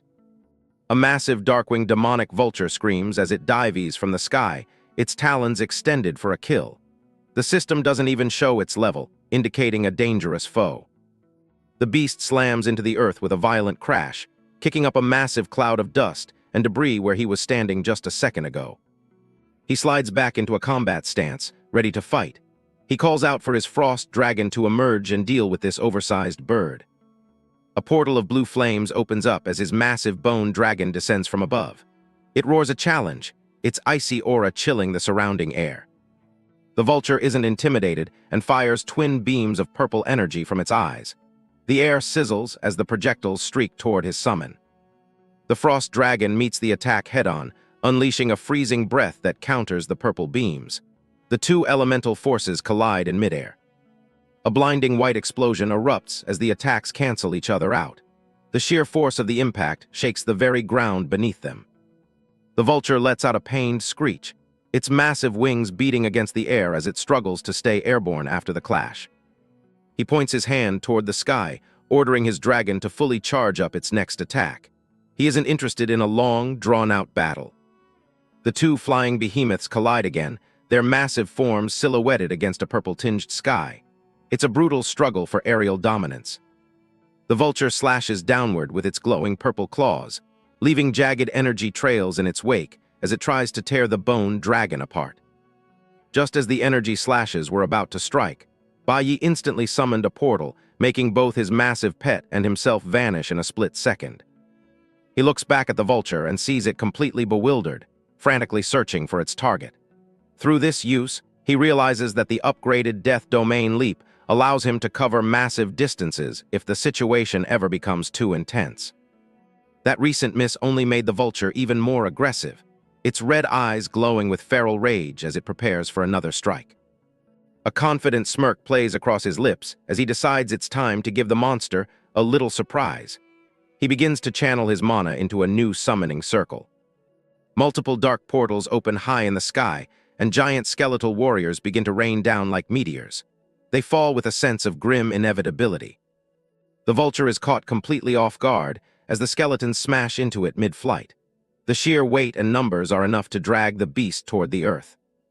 With the monster pinned, he hops onto the back of his dragon and decides he's done playing around. They bank away, leaving the vulture to deal with his ground forces. Deep in the suburbs of Lijiang City, a group of armed men stops by the riverside. They're searching for the White Knight they heard about in the announcements, eager for a fight. They boast about their strength, promising to show this foreign invader exactly what the Tianqi regiment is capable of. They have no idea what's coming for them. Baiyi smirks, his gaze cold as he looks down at the group of players. He dismissively calls them trash and decides to let his little brothers handle them first. Three massive, armor-clad skeletal warriors plummet from the sky, landing heavily in the midst of the startled Tianqi regiment members. The players reel back, shocked by the sudden appearance of multiple elite bosses in the suburbs.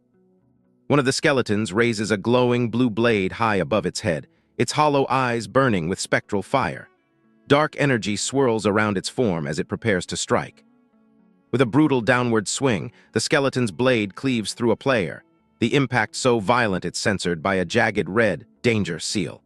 The surrounding players can only watch in horror as their comrade is instantly overwhelmed. Despite the carnage, some players are still blinded by greed, shouting about the massive bounty on White Knight's head. They frantically ask for his description, desperate to be the one to claim the prize. Amidst the chaos, an older man in a blue vest and spectacles stands calmly, watching the lopsided battle.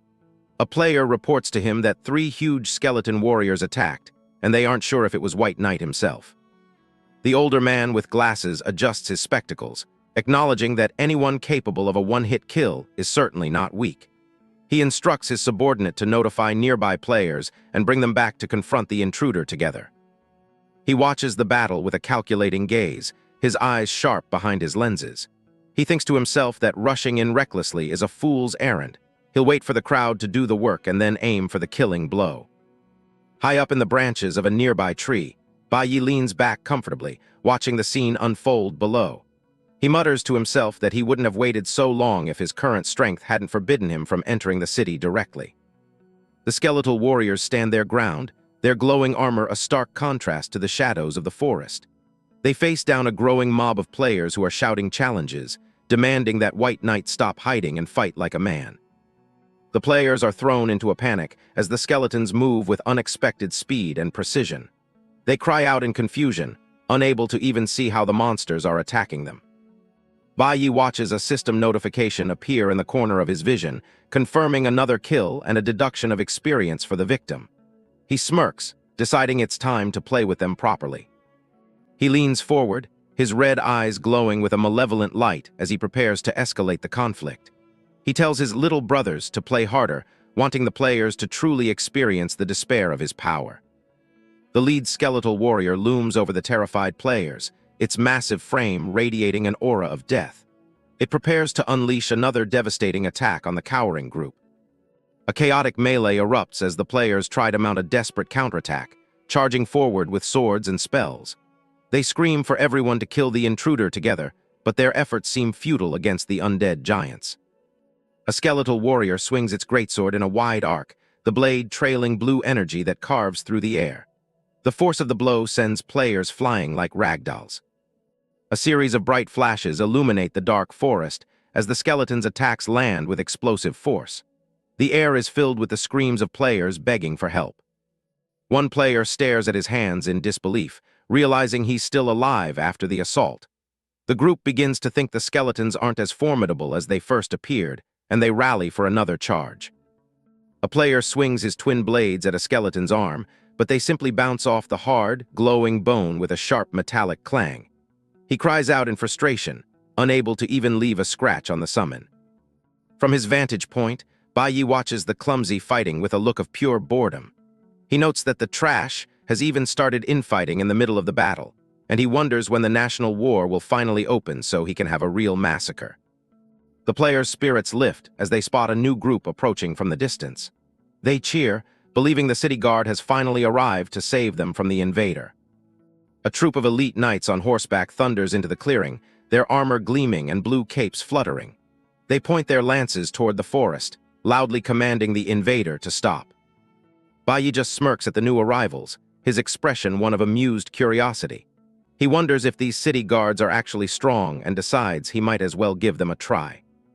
Without hesitation, the lead knight spurs his horse into a full gallop, his sword leveled straight at the skeletal warrior. He shouts a command for his brothers to charge, leading the assault with unwavering resolve. The knight's sword strikes true, shattering the skeletal warrior with a single, powerful blow. Fragments of bone and blue energy scatter into the air as the summon is instantly destroyed. Baiyi's smug expression vanishes, replaced by a look of genuine shock. He can't believe these native powerhouses are strong enough to one-shot his elite skeleton underlings. He reels back, sweat beading on his forehead as he realizes he's seriously underestimated the enemies in this world.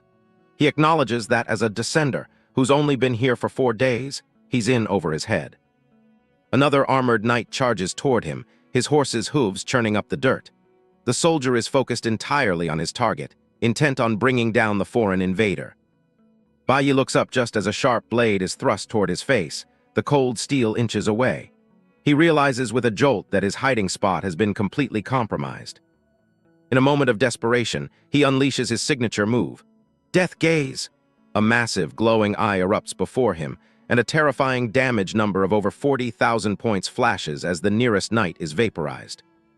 The overwhelming power of the Death Gaze blasts back the entire front line of the city guard. The knights and their horses are sent tumbling as the sheer force of the skill carves into their health bars.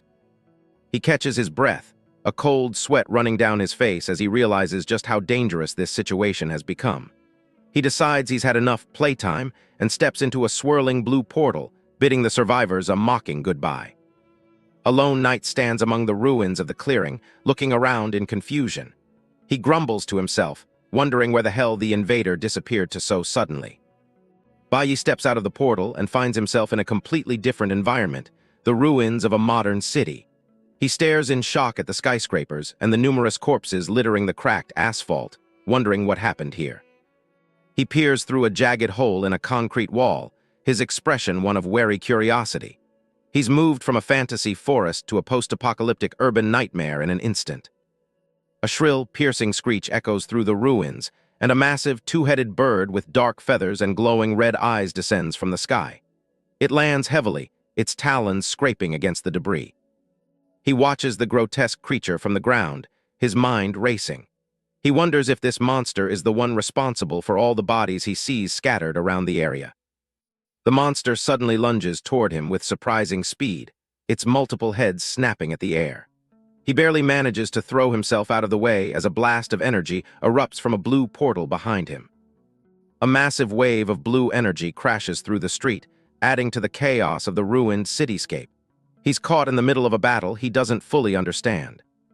The two-headed vulture lets out another deafening roar, its wings beating against the air as it prepares for another attack. It seems completely focused on its prey. From above, more of the demonic birds appear, but these ones are being ridden by armored knights. They shout out a warning, identifying the creature as a dark-feathered demonic heron and calling for everyone to be on full alert. Taking advantage of the opportunity, Baiyi hides behind a gnarled tree at the edge of the ruins, watching as the knights engage the heron. He lets out a sigh of relief, glad that someone has finally drawn the monster's aggro so he can observe safely. A massive impact sends shockwaves through the air, signaling the start of a violent clash in the heart of the ruins. The force of the strike creates a brilliant flash that momentarily blinds those nearby. Mounted on their avian steeds, the knights of the city guard scramble to regroup as the battle turns against them. One of them shouts a desperate warning to their leader, urging him to call for immediate backup before they are overwhelmed. The captain's face is etched with disbelief as he grips his sword, sweat beading on his brow from the sheer pressure of the encounter. He looks at the escalating chaos, questioning who could have possibly triggered the seal again and released such power. From the shadows of the wreckage, Baiyi, Su Bai, watches the knights struggle with a calculating smirk. He decides that this massive mess is the perfect opportunity to see if his promotion skill works as effectively on monsters as it does on his own summons. On the ground below, Baiyi, Su Bai, stands out clearly against the gray ruins, immediately drawing the attention of the airborne guards. One of the knights points him out to the captain, his voice laced with confusion as he wonders what the mysterious invader is planning to do. Raising his hand, Baiyi, Su Bai unleashes a surge of brilliant blue energy toward the dark feather demonic condor. He calls out his skill, promotion, as a target lock-on display appears over the screeching beast, sealing its fate. A blinding pillar of golden light shoots directly down at the monster as Baiyi tests his talent on the ownerless beast. The condor's form begins to shift and grow, its power expanding exponentially under the influence of the skill. Baiyi, Su Bai, looks on with a dark, satisfied glint in his eyes as the transformation takes hold. Beside him, the captain stammers in pure horror, realizing that the monster has not only leveled up but has evolved into a legendary grade boss. Paralyzed by the sight of the unfolding nightmare, the captain can only watch in silence as the creature's aura becomes stifling. The air grows heavy with the presence of a legendary predator that was never meant to walk this world. Confusion and fear ripple through the remaining guards as they struggle to understand the source of the monster's sudden growth. They frantically call for backup, realizing far too late that the situation has spiraled beyond their ability to contain it. The transformed monster now looms as a colossal, multi-headed shadow, its many eyes glowing with a malevolent red light. It towers over the knights, its sheer size and terrifying energy casting a literal and metaphorical shadow over the battlefield. Realizing the futility of their position, the captain orders an immediate retreat to save what's left of his squad. He acknowledges with gritted teeth that they are no match for the monster in its current, godlike state. A stray bird flees through the smoke-filled sky as a secondary explosion rocks the area, scattering debris into the wind. The sound of destruction echoes through the canyons of the ruined city. Another concussive blast punctuates the chaos, tearing through the air where the knights were positioned only moments before. The shockwave rattles the remaining structures, threatening to bring them all down. With a final, desperate cry, the captain commands his surviving men to lure the beast away to minimize further casualties. He screams for a rescue team at the top of his lungs, his voice full of the urgency of a man facing certain death.